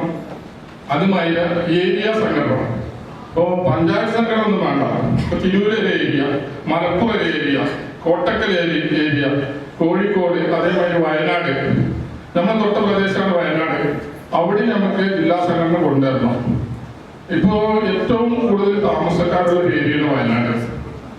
പല രൂപത്തിലും അത് ഈ വാടകയ്ക്ക് കൊടുത്തിട്ടുള്ള. അപ്പൊ വയനാടൊക്കെ സംഘടിപ്പിക്കാൻ വലിയ പ്രയാസമൊന്നും ഉണ്ടാവില്ല. പക്ഷെ നമുക്ക് വയനാട്ടിലൊന്നും ഇല്ല. അപ്പൊ അതിന്റെ അടുത്തുള്ള പ്രദേശത്തേക്കുള്ള ആൾക്കാരെ അത് ഏറ്റെടുക്കുക. എന്നിട്ട് സംഘടന രൂപീകരിക്കൽ നിർബന്ധമാണ്. എല്ലാവരും ഒരുപാട് കാര്യങ്ങളൊക്കെ പറഞ്ഞ് സംസാരിച്ചിട്ടുണ്ട്. പിന്നെ കൂടുതലായിട്ട് ഞാൻ പറഞ്ഞ് ഓർമ്മിപ്പിക്കുന്നില്ല. ഏതായാലും സംഘടന നമുക്ക് കാര്യമായിട്ട് മുന്നോട്ട് തന്നെ കൊണ്ടുപോകണം. അപ്പം അതുകൊണ്ട് എല്ലാവരും അതിൻ്റെ വളരെ പ്രാർത്ഥിക്കുക. കാര്യങ്ങൾ ഒരുപാട് കാര്യങ്ങൾ നമുക്ക് ചർച്ച ചെയ്യാം. അതുകൊണ്ട് ഇൻഷാല്ലാ തയ്യാറായി വരട്ടെ. Okay, thank you. നമ്മുടെ സംഘടനയിൽ നിന്ന് നമുക്ക് ഒരു ബെനിഫിറ്റ് എല്ലാമെന്നുണ്ടെങ്കിൽ ഈ കൂട്ടിലിട്ടുകൊണ്ടുള്ള നമ്മുടെ ഒരു ഗുണങ്ങൾ, അതിൽ പ്രധാനപ്പെട്ട ഭാഗങ്ങളെല്ലാം സംസാരിച്ചുള്ളൂ. പിന്നെ ഞാൻ മനസ്സിലാക്കിയപ്പോൾ ഈ സംഘടനയിൽ കയറിയ ശേഷം എനിക്ക് കൂടുതലായിട്ട് എൻജോയ് ചെയ്ത കാര്യങ്ങൾ എന്ന് പറയുന്നത് നമ്മൾ നല്ലൊരു ബിസിനസ് കൂട്ടുകെട്ട് ഇതിൽ നിന്നും കൂടുതലെടുത്തിട്ടുണ്ട്. വൈദ്യുതിയിലാണ് ഏകദേശം 1 ഏക്കറിൽ കൂടുതൽ സ്ഥലം വാങ്ങിയിട്ടുണ്ട്. അതിൽ ബിൽഡ് ചെയ്ത് റിസോർട്ട് ചെയ്യാനാണ്. ഈ പറഞ്ഞ പോലെ തന്നെ വെച്ചിട്ടുണ്ടെങ്കിൽ നമ്മുടെ ഈ സംഘടനയിൽ ഏകദേശം ഒരുവിധം എഞ്ചിനീയേഴ്സും അതേപോലെ തന്നെ ബിസിനസ് ചെയ്യുന്നവരും മറ്റു പല കാര്യങ്ങൾ ചെയ്യുന്നവരായിട്ടുണ്ട്. മറ്റു പല കാര്യങ്ങളിലും ഇതിൽ മുന്നേറാൻ പറ്റിയിട്ടുണ്ട് എന്നുള്ള കാര്യം ശ്രദ്ധേയമാണ്. ഇനിയും അങ്ങനെ തന്നെ നമുക്ക് മുന്നേറാൻ പറ്റേണ്ടത്. എന്റെ വാക്കുകളെ ഞാൻ ചുരുക്കുന്നു. എല്ലാവർക്കും നന്ദി, നമസ്കാരം. ഓഫീസ് സെക്രട്ടറിയും ജോയിന്റ് സെക്രട്ടറിയുമായ KP ബഷീർ. ഒന്നാമത് നമ്മുടെ വിഷൻ 2024-25 എന്ന ഒരു വർഷം നീണ്ടു നിൽക്കുന്ന പരിപാടിയാണ് ഈ ജനറൽ ബോഡിയോടുകൂടെ നമ്മൾ ആരംഭിക്കുന്നത്. അതിൻ്റെ ആദ്യത്തെ ഒരു കൂട്ടായ്മ എന്ന നിലയിലാണ് നമ്മൾ ഇന്ന് ഈ ജനറൽ ബോഡി മീറ്റിംഗ് വിളിച്ചിട്ടുള്ളത്. ഇതിൽ കഴിഞ്ഞ നമ്മുടെ വാട്സപ്പ് ഗ്രൂപ്പിലൂടെ മെമ്പർമാരായ പലരെ ആശങ്കയുണ്ടായിരുന്നു. ഇത് നമ്മുടെ ഹജ്ജിന് പോയ പല ഓണർമാർക്കും ഇതിൽ പങ്കെടുക്കാൻ കഴിഞ്ഞിട്ടില്ല എന്നുള്ളത്. ജനറൽ ബോഡി മീറ്റിംഗ് നടന്നതാണ്. അപ്പോൾ പല സാഹചര്യങ്ങളും ഇലക്ഷൻ കാര്യങ്ങളൊക്കെ വന്നപ്പോഴും നമ്മുടെ ജനറൽ ബോഡി മീറ്റിംഗ് നീട്ടിവെക്കേണ്ടി വന്നു. അതാണ് ഈ സമയത്തേക്ക് ജനറൽ ബോഡി മീറ്റിംഗ് ആയത്. പിന്നെ ഈ ഒരു വർഷം നീണ്ടു നിൽക്കുന്ന 2024-25 എന്ന വിഷൻ പരിപാടിയിൽ നമുക്ക് ഇനി പഠന ക്യാമ്പ്, പിന്നെ പല ഭാഗത്തുകൾ ക്യാമ്പുകൾ നടത്താൻ ഉദ്ദേശിക്കുന്നുണ്ട്. അത് മുമ്പ് നമ്മുടെ ഈ കോട്ടയം ഓണേഴ്സ് അസോസിയേഷന് ടൂറായിട്ട് പോയിട്ട് നമ്മൾ ഉദ്ദേശിച്ചത് അതായിരുന്നു. അപ്പൊ അത് മാറ്റി വെച്ചതാണ്. കഴിഞ്ഞ സീസണിൽ പലർക്കും അസുഖങ്ങളെല്ലാം വന്ന സമയത്ത് മാറ്റി വെച്ചു.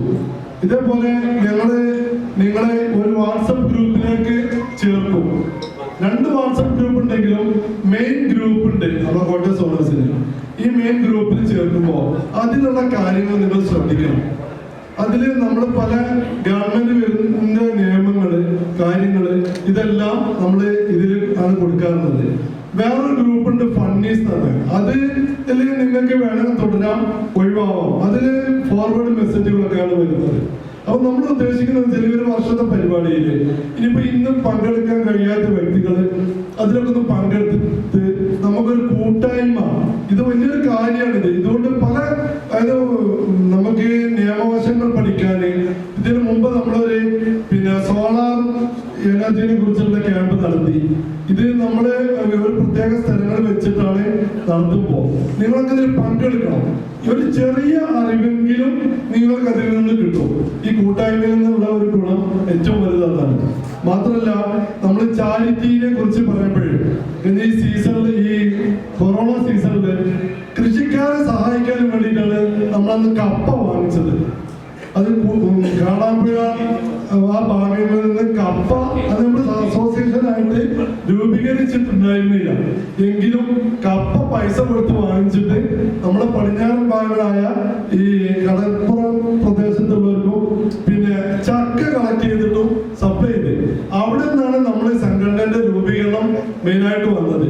ഇത് നമുക്ക് ഈ ക്വാർട്ടേഴ്സ് എന്ന് അസോസിയേഷൻ എന്ന് പറയുമ്പോൾ പലരും ചിന്തയിൽ വരുന്നത് ഈ ലൈൻ ക്വാർട്ടേഴ്സ് എന്നുള്ള ഒരു പേരാണ്. വളരെ താഴ്ന്നതിലാണ്. ക്വാർട്ടേഴ്സ് എന്ന വാക്കിന് ഇംഗ്ലീഷിൽ വലിയൊരു സ്ഥാനം തന്നെയാണത്. നമ്മുടെ നാട്ടിലെ ജനകീയമായിട്ടുള്ള ഒരു ഇതിൽ വെച്ചിട്ടാണ് ക്വാർട്ടേഴ്സിനോ മുതലാളിയാണ് എന്നുള്ളത്. ഈ ഇത് ശരിക്കും പറഞ്ഞാൽ നമുക്ക് ഈ നമ്മുടെ ഈ പേര് വരുമ്പോൾ തന്നെ പലർക്കും എന്നോട് അരോചകത വരുന്നുണ്ട്. അതിന് ആവശ്യമില്ല. നമുക്ക് ഇതിനും മറ്റുള്ള കാര്യങ്ങൾ ഞങ്ങൾ ചർച്ചയിൽ വരുന്നുണ്ട്. ഞാൻ കണ്ടിട്ട് വന്നതാണ്. എല്ലാവരും ഒന്ന് കണ്ട് പരിചയപ്പെടാതെ വെച്ചിട്ട് വന്നതാണ്. പേര് ഉസ്മാൻ. ഞാൻ ഗൾഫിലായിരുന്നു. ഇവിടെ എന്നെ വിളിച്ചു വന്നിട്ടുണ്ട് പറയുന്നതിന്റെ പ്രധാന ഇതിന് മുമ്പ് സംസാരിച്ചവരെ സംഘടനയുടെ ഗുണഗണങ്ങളെ പറ്റിയിട്ടാണ് പറഞ്ഞത്. സംഘടനയെക്കുറിച്ച് മാത്രമേ ഇനി എല്ലാ കാര്യങ്ങളും നടക്കുള്ളൂ. ഇപ്പൊ തെങ്ങിനായിട്ട് തൊഴിലാളികൾക്ക് വരെ സംഘടനയുള്ള കാലഘട്ടമാണ്. ആ നിലയ്ക്ക് ഈ കോട്ടേഴ്സായ നമുക്ക് സംഘടന അത്യാവശ്യമുള്ളതായിരുന്നു. ഇനി എന്നെ പറ്റി ഞാനൊന്ന് സ്വയം പരിചയപ്പെടുത്താം. ഞാൻ കൊല്ലൂർ മുനിസിപ്പാലിറ്റി ആണ്. പ്രസിഡന്റിന്റെ അടുത്ത് തന്നെയാണ് എൻ്റെ വീട്. ഞാൻ റിട്ടയർഡ് ചെയ്ത അധ്യാപകനാണ്. 22 വർഷത്തോളം. എനിക്കത്ര വലിയൊരു കോട്ടേഴ്സ് ഒന്നുമില്ല. ഞാൻ ഉണ്ടാക്കിയ കാര്യങ്ങൾ പറയുന്നത്, ഞാൻ മുമ്പ് താമസിക്കുന്ന ഒരു വീടാണ്. പുതുതായിട്ട് ഒരു വീട് ഉണ്ടാക്കിയപ്പോൾ ആദ്യം താമസിക്കുന്ന വീട് ഞാൻ ഒരു കോട്ടേഴ്സ് ആക്കി മാറ്റി. അതിന് ചില ആൾട്ടർനേഷനൊക്കെ വരുത്തി റൂമുകളുടെ എണ്ണം ഒന്ന് കൂട്ടി ഒരു 10-15 റൂമാക്കി മാറ്റി. അതാണ് എൻ്റെ ക്വാർട്ടേഴ്സ്. എന്നല്ലാതെ പുതുതായിട്ട് ക്വാർട്ടേഴ്സ് എന്നുള്ള എനിക്ക് ഞാൻ ഉണ്ടാക്കിയതല്ല. ഈ സ്ഥലത്ത് നമ്മുടെ സബ് എഞ്ചിനീയറും ഇലക്ട്രിസിറ്റിൻ്റെ സബ് എഞ്ചിനീയറും അതിനോട് ബന്ധപ്പെട്ട 2-3 ഉദ്യോഗസ്ഥന്മാരും കൂടി ഞാൻ സ്ഥലത്തില്ലാത്ത സമയത്ത് അവിടെ വന്ന് അവിടെ പരിശോധനയൊക്കെ നടത്തി വീടിൻ്റെ അകപ്പുറം. അപ്പോൾ 2-3 അതിഥിതൊഴിലാളികൾ അന്ന് വേലയ്ക്ക് പോകാത്തവരുണ്ടായിരുന്നു. അവരോട് ഇവിടെ എത്ര പേരുണ്ട്, എന്തൊക്കെ ഉണ്ട്, ഇവിടെ എന്തൊക്കെ ഉപയോഗിക്കുന്നുണ്ട് എന്നുള്ള കാര്യങ്ങളൊക്കെ ചോദിച്ചറിഞ്ഞ് അവർ പോയി. അതിന് ശേഷം എനിക്കൊരു നോട്ടീസ് വന്ന്, നോട്ടീസ് വരെയെല്ലാം നേരിട്ട് കൊടുന്നെന്ന്. അതിൽ എഴുതിയിട്ടുള്ളത് നിങ്ങളിവിടെ കമേഴ്ഷ്യൽ പർപ്പസ് ആയിട്ടുള്ള കാര്യങ്ങളാണ് നടത്തുന്നത്, റെസിഡൻഷ്യൽ ആയിട്ടല്ല. നിങ്ങൾ വ്യവസായവും വാണിജ്യവും വ്യാപാരമായിട്ടാണ് നിങ്ങൾ ഈ വീട് ഉപയോഗിക്കുന്നത്. അതുകൊണ്ട് നിങ്ങളുടെ പേരിൽ നിയമപരമായിട്ട് LCCൻ്റെ ആ റൂളും വകുപ്പൊക്കെ പറഞ്ഞിരിക്കുന്നു. നിങ്ങളുടെ പേരിൽ ശിക്ഷാ നടപടിയുണ്ട്. 98,000 രൂപ നിങ്ങൾ ഇന്ന് മുതൽ 30 ദിവസത്തിൻ്റെ ഇടയിൽ ഫൈൻ അടക്കണം. അല്ലാന്നുണ്ടെങ്കിൽ നിങ്ങളുടെ കണക്ഷൻ റദ്ദ് ചെയ്യും എന്നൊക്കെ പറഞ്ഞിട്ട് നോട്ടീസ്. ഈ മറ്റുള്ളവർക്കും കൂടി അനുഭവത്തിൽ അറിയാനും വേണ്ടി എനിക്കെൻ്റെ അനുഭവം പറഞ്ഞേ ഉള്ളൂ. അങ്ങനെ ഞാൻ ഇക്കാര്യത്തിനെ പറ്റി ഓഫീസ് AEയുമായിട്ട് ബന്ധപ്പെട്ട് കോൺടാക്ട് ചെയ്തപ്പോൾ അയാളും പറഞ്ഞു നിങ്ങൾ വ്യവസായമാണ് നടത്തുന്നത്, വ്യാപാരമാണ് നടത്തുന്നത്, വാണിജ്യമാണ് നടത്തുന്നത് എന്ന് ക്ഷണിച്ച് പറയും. ഞാൻ പറഞ്ഞു ഞാൻ അവിടെ ഒരു വ്യവസായമില്ല, വാണിജ്യമില്ല, ഒന്നുമില്ല എന്ന് ഞാൻ രേഖാമൂലം എഴുതി കൊടുത്തിട്ട് ഒന്നും സമ്മതിച്ചില്ല. ഒടുവിൽ അയാളായിട്ട് വീണ്ടും സംസാരിച്ചപ്പോൾ അയാൾ പറഞ്ഞു ഇതിൻ്റെ 50% പൈസ ഇവിടെ അടച്ചതിന് ശേഷം നിങ്ങൾക്ക് അപ്പീൽ ചെയ്യാന്ന് പറഞ്ഞു. അതിന് നിർബന്ധിതനായപ്പോൾ ഞാൻ 50% പൈസ അടച്ചു. എന്ന് വെച്ചാൽ 49,000 രൂപ, 98,000 രൂപയുടെ ഫൈൻ ചെയ്തത്. അങ്ങനെ ഞാൻ എറണാകുളം വൈറ്റിലാണ് ഇവരുടെ ഓഫീസ്, അപ്പലേറ്റ് അതോറിറ്റി അവിടേക്ക് ഞാൻ കൊടുത്ത്. അങ്ങനെ ഞാൻ എറണാകുളത്തുള്ള ഒരു വക്കീലിനെ പോയി കണ്ട്. അങ്ങനെ ഒരു വക്കീലിനെ ഇത് ഏൽപ്പിക്കും. അയാൾ എന്നോട് ഒരു 12,000 രൂപയാണ് അയാളെ വക്കീൽ ഫീസ് പറഞ്ഞത്. ഒടുവിൽ ഞാൻ പറഞ്ഞു ഒരു 8,000 രൂപയ്ക്ക് ആൾ സമ്മതിച്ച് അങ്ങനെ കേസ് കൊടുത്ത് അയാൾക്ക് വക്കാലത്ത് കൊടുത്ത്. ഞാൻ പിന്നെ ഹാജരായിട്ടില്ല. ഏതായാലും 2 കൊല്ലം കഴിഞ്ഞ ശേഷം അതിന് വിധി വന്ന് ഇവർ ചെയ്ത് മുഴുവൻ തെറ്റാണെന്നും ഇയാൾ വ്യവസായ വാണിജ്യമോ വ്യാപാരമൊന്നുമല്ല, റെസിഡൻഷ്യലുള്ളതല്ല, അതുകൊണ്ട് ഇയാളിന്ന് വാങ്ങിയ പൈസ മുഴുവൻ തിരിച്ചു കൊടുക്കണമെന്നും പണം വാങ്ങിയ ഡേറ്റ് മുതൽ തിരിച്ചു കൊടുക്കുന്നത് വരെയുള്ളതിന് 14% പലിശ ഇയാൾക്ക് കൊടുക്കണം എന്ന്. അപ്പൊ ഞാൻ 2 കൊല്ലം അതിന് ധീരമായ രീതിയിൽ പോരാടി. അങ്ങനെ എനിക്കത് കിട്ടിയത്. എന്നിട്ട് പിന്നെ അവരിപ്പോൾ ചെയ്തത് താരിഫ് 7A കൊണ്ടുവന്നിട്ടുണ്ട്. നിങ്ങൾ കമേഴ്ഷ്യൽ പർപ്പസ് ആണെന്ന് പറഞ്ഞാണ്. അതിനേരിൽ ഇത് കേസ് ഇപ്പോൾ ഞാൻ വീണ്ടും ഫയൽ ചെയ്തിട്ട് നടക്കുന്നുണ്ട്. അതിന് വിജയ പരാജയം എന്ന് എനിക്കറിയില്ല. എന്തായാലും ശരി, എൻ്റെ വക്കീൽ പറഞ്ഞിരിക്കണേ നിങ്ങളൊന്നും ഭയപ്പെടണ്ട, നിങ്ങളിപ്പോൾ 8 വന്നിട്ടുള്ളൂ, ഒരു 7 രൂപ കൂടി തന്നാൽ അതും നമുക്ക് ഒഴിവാക്കാം, അതിൻ്റെ പരിശ്രമം ഞാൻ ചെയ്യാം എന്ന് പറഞ്ഞിട്ട് ആ കേസ് ഞാനില്ലേ ഈ സദസ്സിൽ പറയുന്നതിൻ്റെ ഉദ്ദേശം ആർക്കെങ്കിലൊക്കെ വന്നിക്കണോ വന്നിട്ടില്ല എന്നറിയില്ല. ഇത് വരാത്തവർക്ക് ഇതൊക്കെ പഠിച്ചു വെക്കണം നല്ലതാണ്. ഇവിടെ പരിചയപ്പെടലാണുള്ളത്. ഒപ്പം സമയമാണെങ്കിൽ വളരെ കുറവാണ്. എനിക്ക് 2 മണിക്ക് ഭക്ഷണം കഴിച്ച് പിരിയണം എന്നാണ് സംഘാടകർ പറഞ്ഞിട്ടുള്ളത്. അപ്പോൾ നീണ്ട സംസാരത്തിന് വൈകില്ല. എങ്കിലും എനിക്ക് 1-2 കാര്യങ്ങൾ അറിയാനുള്ള താല്പര്യം. ഈ സംഘടന ഇങ്ങനെ നമ്മൾ രൂപീകരിച്ച് ഇതിൻ്റെ പ്രവർത്തനങ്ങളുമായി മുന്നോട്ട് പോകുമ്പോൾ ഇവിടെ ഇങ്ങനെ വർഷത്തിലൊരിക്കൽ വിളിച്ചു കൂട്ടുന്ന ഒരു ജനപ്പൊടിയോ അല്ലെങ്കിൽ അതുപോലുള്ള മറ്റ് മീറ്റിങ്ങുകളെല്ലാം ആണ് നടക്കുന്നത്. ഇതിൽ പലരും വരികയോ വരാതിരിക്കുകയോ ഇതിൻ്റെ ഗൗരവം മാനിക്കുകയോ മാനിക്കാതിരിക്കുകയോ ചെയ്യുന്നത്. ഇപ്പോൾ ഇവിടെ സംഘാടകർ പറഞ്ഞത് നമുക്കിതിൻ്റെ സംഘടനാ ശക്തി വളരെ വർദ്ധിപ്പിക്കണമെന്നും എല്ലാ ഏരിയയിലുമുള്ള കോട്ടേഴ്സ് ഉടമകളെ ഇതിൻ്റെ അംഗങ്ങളാക്കണമെന്നാണ്. അങ്ങനെ ഒരു സംവിധാനത്തിലേക്ക് നമ്മൾ പോകുന്നുണ്ടെങ്കിൽ നമ്മൾ ആദ്യം ചെയ്യേണ്ടത് എന്താണ്? അതിലേക്കുള്ളൊരു അന്വേഷണമാണ് ഇപ്പോൾ ഞാൻ നടത്തുന്നത്. അത് ഞാൻ ഇതിൻ്റെ ഭാരവാഹിയോട് ചോദിക്കാൻ ആഗ്രഹിക്കുന്നത്, നമുക്ക് ഈ കോട്ടേഴ്സ് ഉടമകളെ എല്ലാവരെയും അസോസിയേഷൻ്റെ കീഴിൽ ഉൾപ്പെടുത്താനും നമ്മൾ ഉൾപ്പെട്ടു എന്ന ഒരു തോന്നൽ നിങ്ങൾക്കുണ്ടാവും. അതല്ല, അങ്ങനെയല്ല ഞാൻ പറയുന്നത്. ഞാൻ പറയുന്നത് നമ്മുടെ കോട്ടേഴ്സുകളൊക്കെ ഈ അസോസിയേഷൻ ഏറ്റെടുത്ത് നടത്തുക. അങ്ങനെ നടത്തുമ്പോൾ നമുക്ക് ഇവർക്ക് നമ്മളോടുള്ള ബന്ധം അല്പം കൂടി കൂടുതലുണ്ടാവാനും അത് ശക്തമായി മുന്നോട്ട് പോകുമ്പോൾ ഒരുപാട് ഗുണങ്ങൾ ഈ അസോസിയേഷൻ മെമ്പർമാർക്ക് ഉണ്ടാവാനുണ്ട്. അതിന് ഉദാഹരണം ഞാൻ പറയുന്നത്, നമ്മുടെ പ്രാദേശിക ആളുകളാണ് നമ്മുടെ ഈ കോട്ടേഴ്സുകളൊക്കെ ഉപയോഗപ്പെടുത്തുന്നത്.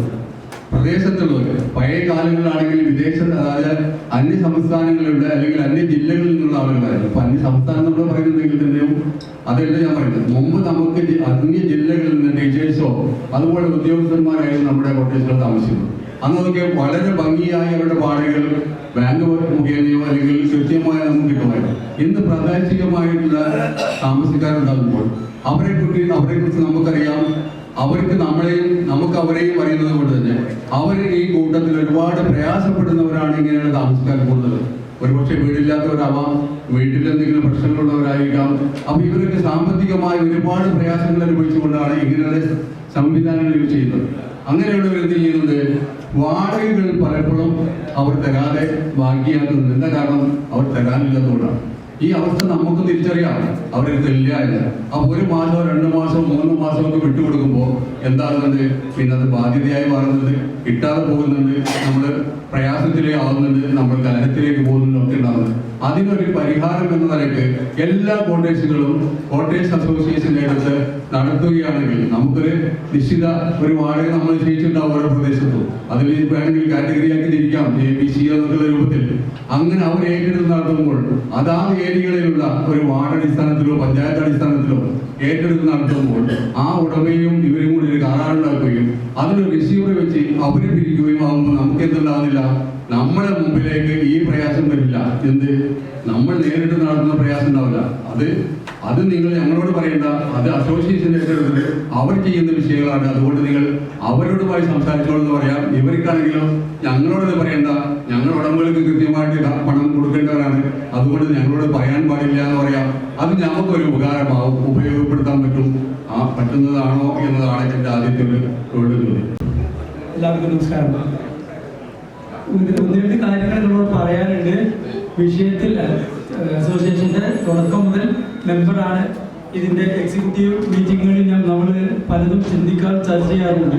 പ്രാദേശികമായി എങ്ങനെ സംഘടനയെ വളർത്തണം, അല്ലെങ്കിൽ സംഘടനയിൽ ആളുകളെ ചേർക്കണം, എന്തെങ്കിലും കുറുക്ക് വഴികളും പലതും ചിന്തിക്കാറും ചർച്ച ചെയ്യാറുണ്ട്.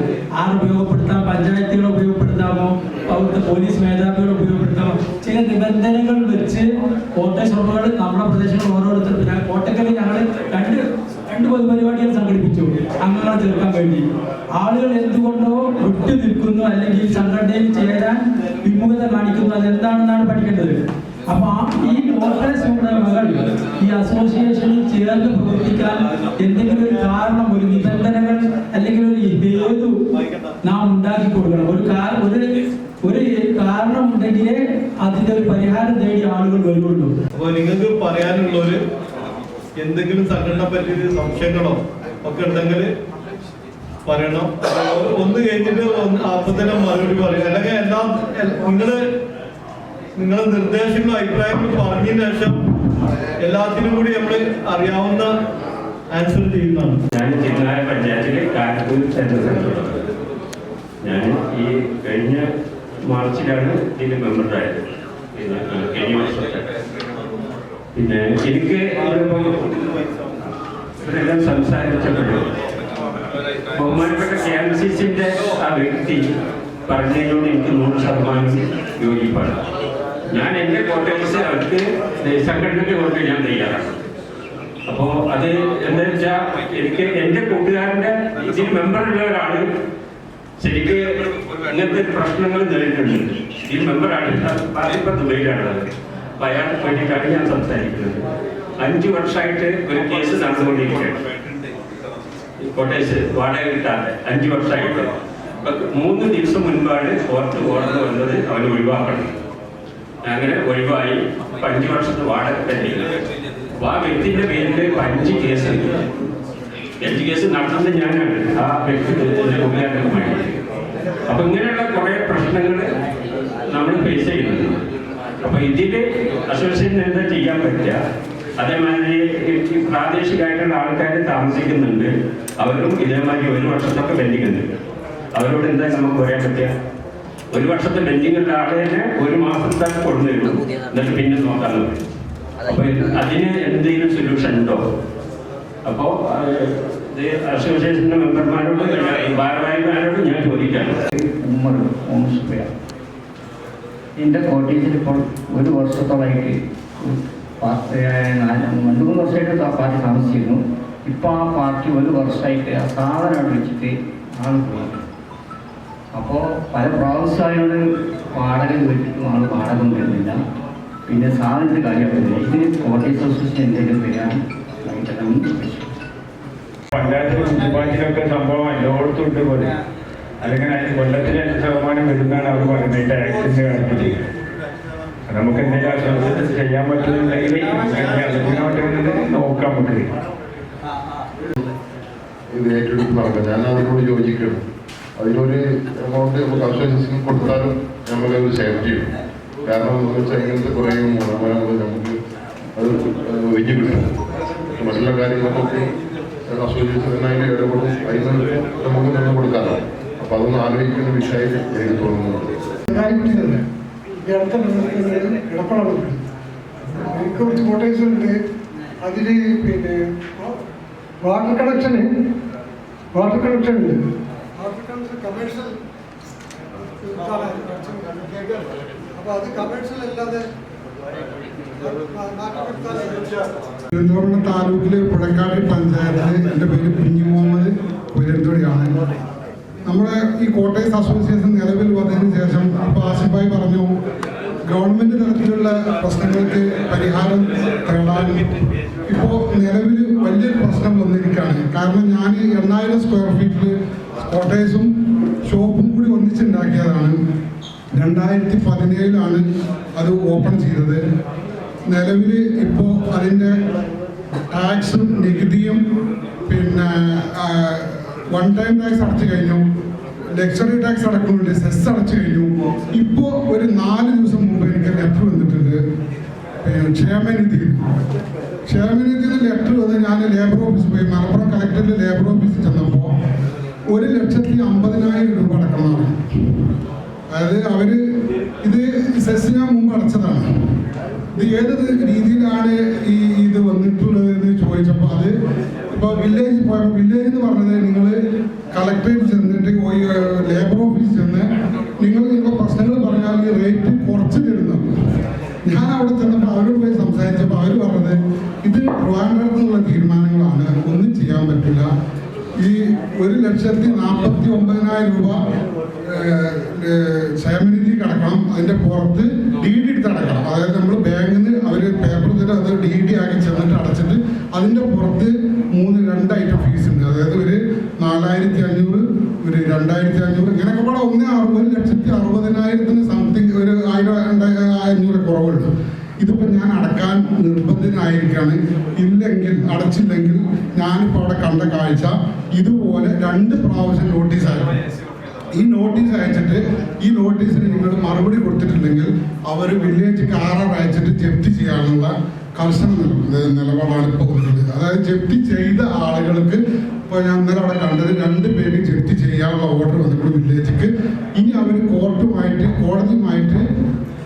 ക്ലിയർ ചെയ്ത് അതിൻ്റെ അതായത് സമയത്ത് സബ്മിറ്റ് ആയതുകൊണ്ട് അതിൻ്റെ ഫീസ് ഡബിൾ ആ ഫീസൊക്കെ അടച്ച് ക്ലിയർ ചെയ്യണമെന്നാണ് പറഞ്ഞത്. അപ്പോൾ നമ്മൾ അടക്കാൻ നിർബന്ധിതനായി വരികയാണ്. അപ്പോൾ നമ്മുടെ അസോസിയേഷനിൽ ഇതിന് എന്തെങ്കിലും സർക്കാർ തലത്തിൽ ചെയ്യാൻ പറ്റുമോ ഇല്ലേ എന്നുള്ള എൻ്റെ റിക്വസ്റ്റാണ്. അതിന് മറുപടി പ്രതീക്ഷിക്കുന്നു.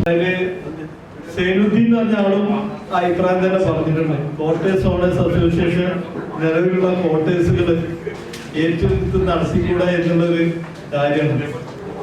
അപ്പോൾ അതിനെ പറ്റിയിട്ട് വളരെ ആലോചിച്ച് പല കാര്യങ്ങളും തീരുമാനിക്കാതെ മറുപടി പറയാൻ പറ്റാവുന്ന ഒരാളാണ്. പിന്നെ നിർദ്ദേശങ്ങളല്ലാതെ അപ്പൊ നമ്മള് ഇപ്പോ നമ്മുടെ സംസ്ഥാനത്തിൽ പലരും പറഞ്ഞപ്പോ നമ്മുടെ സംഘടന നിലവിൽ വന്നിട്ട് വളരെ കുറച്ച് അംഗങ്ങളായിട്ടുള്ളൂ. പ്രാദേശികമായിട്ടുള്ള ഏരിയ കമ്മിറ്റികളൊക്കെ വന്നാലേ നമുക്ക് അതിനെപ്പറ്റി ചിന്തിക്കുകയും പഠിക്കുകയും ചെയ്യുന്ന വിഷയങ്ങളാണ്. പക്ഷെ ഇപ്പോഴത്തെ നമ്മുടെ സംഘടനാ ബലം വെച്ചിട്ട് അത് സാധ്യമല്ല, അത് കോട്ടേഴ്സുകൾ നടത്തുക എന്നുള്ളത്. അപ്പൊ നമ്മളിപ്പോ ഒരു സ്റ്റേറ്റ് കമ്മിറ്റി തിരൂര് വെച്ചിട്ടാണ് പിന്നെ ഇത് ഓപ്പറേറ്റ് ചെയ്യുന്നത്. ഇപ്പൊ തിരുനാവായ പ്രദേശത്താണ് നമ്മുടെ അബുവാജി പറഞ്ഞ ആള്. ഇവിടുന്ന് ഒരു പ്രാദേശികമായിട്ട് ഒരു ഏരിയ കമ്മിറ്റി രൂപീകരിച്ചാൽ അതിന് നേതൃത്വം കൊടുക്കാൻ നമുക്ക് സ്റ്റേറ്റ് കമ്മിറ്റിക്ക് പറ്റും. ആ രീതിയിലല്ലാതെ അത് പ്രാവർത്തികമാക്കാൻ സാധിക്കില്ല. അപ്പൊ നമുക്ക് നല്ല നിർദ്ദേശമാണ്. അതിനെ ഞങ്ങളെ അടുത്ത എക്സിക്യൂട്ടീവിലോ അടുത്ത കാര്യങ്ങളോ അതിനെ പറ്റിയിട്ട് ചർച്ച ചെയ്യാം. ഓക്കെ.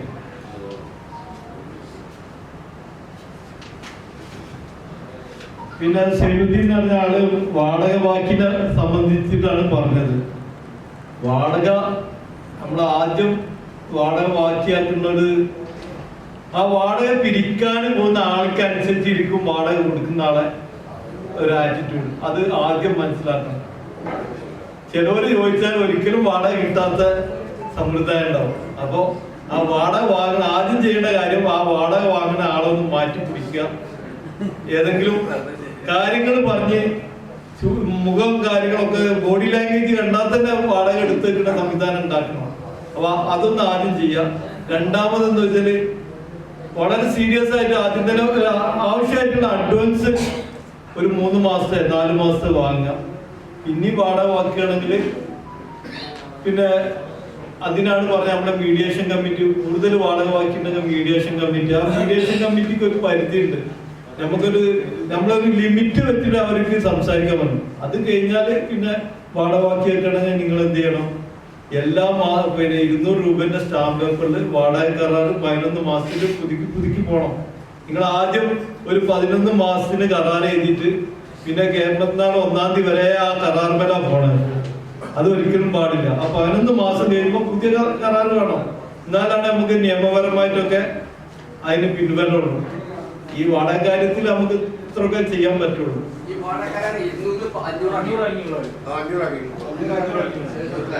അഞ്ഞൂറാക്കിയിട്ടുണ്ട്.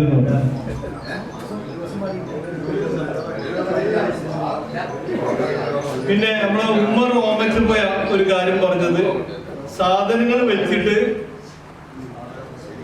ആള് പോയി എന്നുള്ളതാണ്.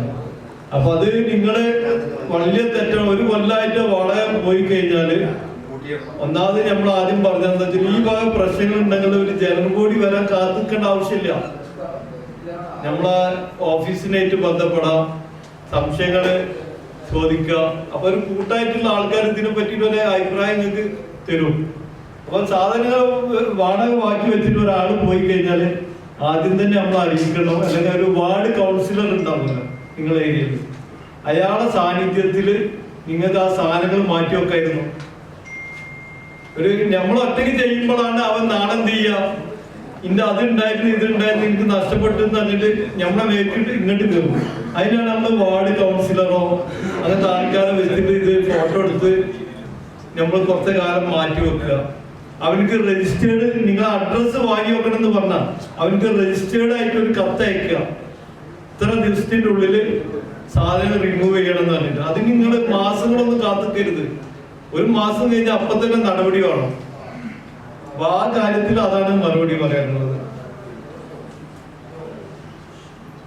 പിന്നെ ടാക്സ് ഇൻക്രീസ് ആണ്.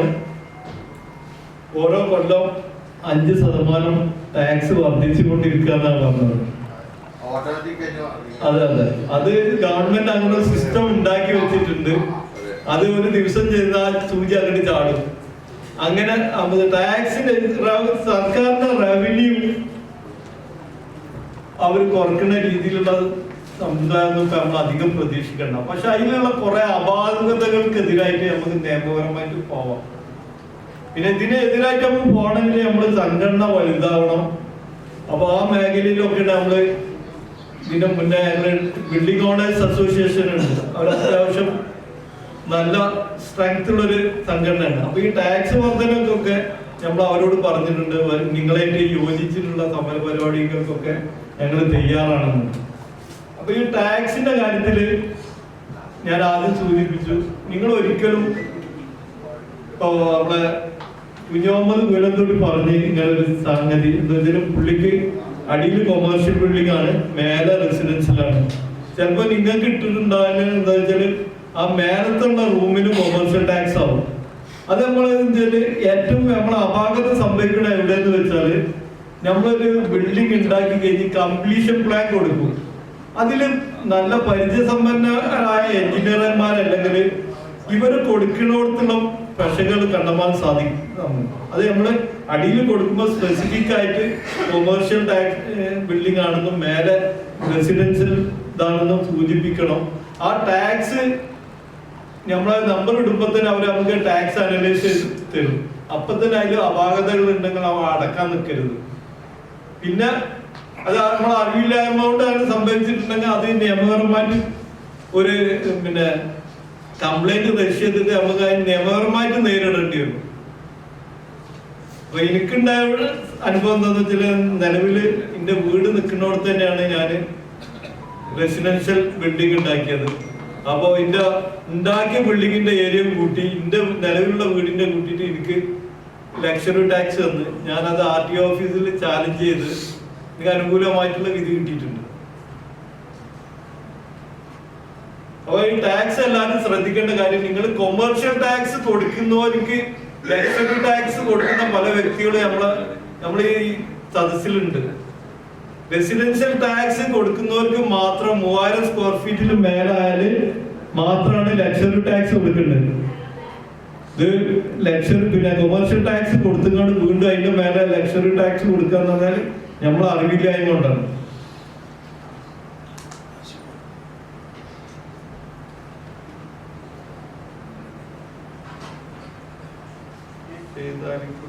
നമ്മളെ സൈതാലിക്കുട്ടി എന്ന് പറഞ്ഞ ആള് വാട്ടർ കണക്ഷൻ, അതും ഇതേമാതിരി ടാക്സിന്റെ മാതിരി തന്നെ ഒരു പ്രശ്നമാണ്. വാട്ടർ കണക്ഷന് ബില്ല് ചെയ്യുന്നത് പിന്നെ കൊമേഴ്ഷ്യൽ ബില്ലിങ് താരിഫിലാണ് ചെയ്തെന്നുള്ള പറഞ്ഞു. അപ്പോ അതിന് എത്രയും പെട്ടെന്ന് ഇവിടെ ഒരു റിട്ടേൺ കംപ്ലൈന്റ് കൊടുക്കണം വാട്ടർ അതോറിറ്റിയിൽ. ആദ്യം റിട്ടേൺ കംപ്ലൈന്റ് കൊടുത്തിട്ട് പിന്നെ അവര് ഇത്ര ദിവസം കൊണ്ട് മറുപടി തന്നില്ല എന്നുണ്ടെങ്കിൽ അതിന്റെ അപ്പലേറ്റ് അതോറിറ്റിനെ സമീപിക്കണം, അല്ലെങ്കിൽ പിന്നെ അത് നിയമപരമായിട്ട് പോകണം. ഇതാണ് ഈ വിഷയത്തിൽ പറയാനുള്ളത്. പിന്നെ നമ്മളെ അബൂബക്കർ മാഷ് പറഞ്ഞ മാലിന്യ നിർമ്മാർജ്ജനാണ് ഉറവിട സർക്കാരിന്റെ ഒരു പുതിയ ഇതെന്താന്ന് വെച്ചാൽ ഉറവിട സംസ്കരണമാണ്. ആ ഉറവിടത്തിൽ തന്നെ സംസ്കരിക്കണം എന്നാണുള്ളത്. ഖരമാലിന്യങ്ങൾ ഇപ്പൊ ഹരിതസേന എന്ന് പറഞ്ഞാൽ അവര് വന്ന് കളക്ട് ചെയ്യുന്നുണ്ട്. മറ്റുള്ള ജൈവ മാലിന്യങ്ങൾ നമ്മളെ സംസ്കരിക്കണം എന്നുള്ളതാണ്. അതിനുള്ള പല രീതികളും ഉണ്ട് സിമ്പിൾ ആയിട്ടുള്ളത്. അത് പിന്നെ ഖരമാലിന്യങ്ങൾ നമ്മളെ സജ്ജീലാക്കി വെക്കുക, അവർക്ക് 50 രൂപയാണ് ചാർജ് ചെയ്യുന്നത്. അപ്പൊ അത് പിന്നെ ആ രീതിയിൽ തന്നെ ചെയ്തു പോകണം. പിന്നെ ജൈവ മാലിന്യങ്ങളാണെങ്കിൽ നമ്മൾ ശാസ്ത്രീയപരമായിട്ട് ഇപ്പോ ഞാൻ ചെയ്യുന്ന കാര്യം ഇവിടെ ഷെയർ ചെയ്ത് തരാം. ഞാൻ ശരിക്കും 3.3 2 കുഴി എടുത്തിട്ടുള്ളതാണ്. അതില് എല്ലാ കോട്ടേഴ്സിലും ഡ്രം വെച്ച് കൊടുത്തിട്ടുണ്ട്, ചാക്കും വെച്ച് കൊടുത്തിട്ടുണ്ട്. ഈ ചാക്കില് പ്ലാസ്റ്റിക് മാലിന്യങ്ങൾ അവർ നിക്ഷേപിക്കും, ഡ്രമ്മില് ഭക്ഷണത്തിന്റെ അവശിഷ്ടങ്ങൾ ഇതാക്കും. ആദ്യം ഈ കുഴിയിൽ ഞാൻ കുറെ ചാണകം, പച്ച ചാണകം കലക്കി ഒഴിച്ച് വെള്ളം ഒഴിച്ച് വെക്കും. അപ്പൊ ഈ ഡെയിലി വന്നിട്ട് ഈ സാധനങ്ങൾ അവര് ഇതിൽ കൊടുത്ത് ഡ്രമ്മില് നിറക്കും. 2-3 ദിവസം കഴിഞ്ഞ് കഴിഞ്ഞാൽ ഇത് ജൈവമാലിന്യമായിട്ട് മാറും. നമ്മൾ സാധാരണ ചാണകം ഒഴിക്കാതെ നമ്മളൊരു കുഴിയിൽ നിക്ഷേപിക്കുകയാണെങ്കിൽ ഒരു ആഴ്ച കൊണ്ട് നിറയുന്ന കുഴി ചാണകം നമ്മൾ ശാസ്ത്രീയമായിട്ട് ഉപയോഗിക്കുകയാണെങ്കിൽ 1 മാസമായാലും അതിനറിയില്ല.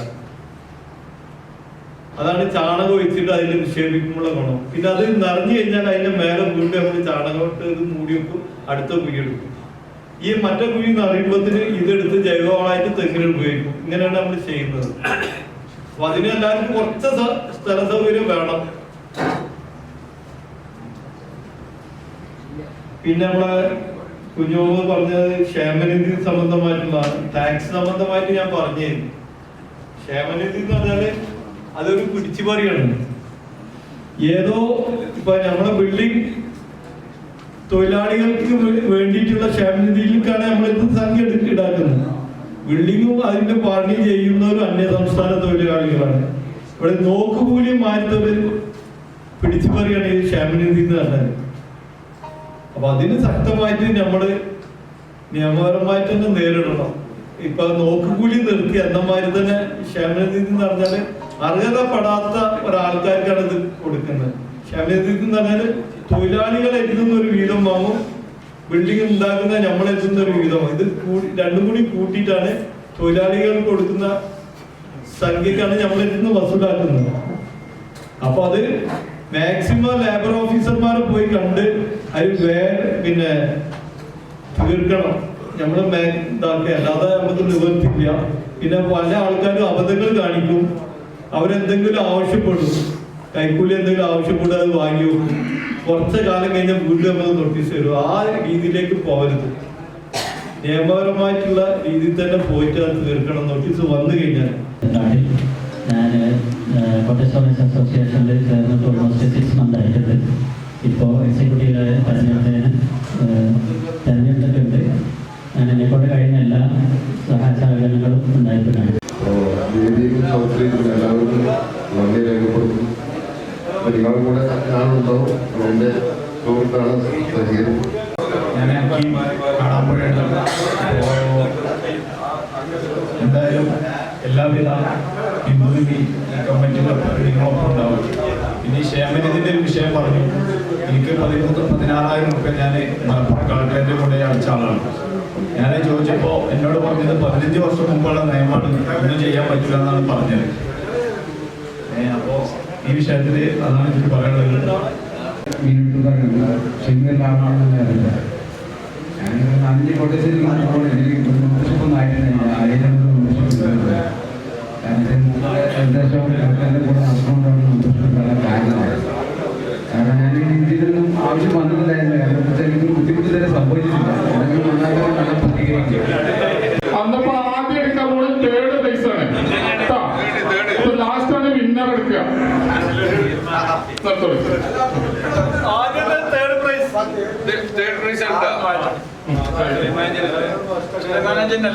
മുഹമ്മദ് കുട്ടി വി വടക്കേരി കോട്ടക്കൽ.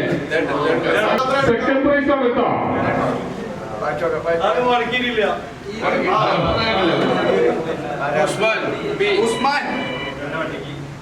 ഉസ്മാൻ കണ്ണൂർ പരിയാരം.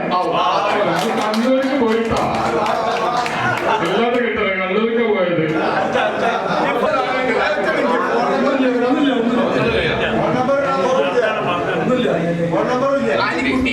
കാലിക്കുട്ടി കോട്ടക്കൽ.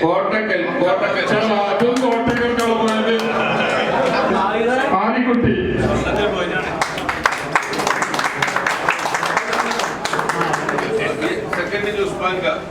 അപ്പൊ എല്ലാവരും കൈയടിക്കേ. പിന്നെ 3rd പ്രൈസ് കൊടുക്കുന്നത് കുഞ്ഞാലക്കുട്ടി സാഹിബ് പോയിട്ടുള്ളത്. അപ്പൊ എല്ലാവരും കൈയടിക്കേ. അടുത്ത ജനറൽ ബോഡിയിൽ ഇതിലും ഡബിൾ ആയിട്ടുള്ള ആളുകൾ വേണം. എല്ലാവരും മെമ്പർഷിപ്പ് കൂടുതൽ കോട്ടയം മെമ്പർഷിപ്പ് ചേർക്കാൻ എല്ലാവരും ശ്രദ്ധത്തിലാവണം. എല്ലാവർക്കും ഒറ്റ വാക്കിൽ ഈ വലിയ വേളയിൽ നന്ദി പറഞ്ഞുകൊണ്ട് അധ്യക്ഷന്റെ സമ്മതം പ്രകാരം തൽക്കാലം ഈ മീറ്റിംഗ് അവസാനത്തിനായി അറിയിക്കും.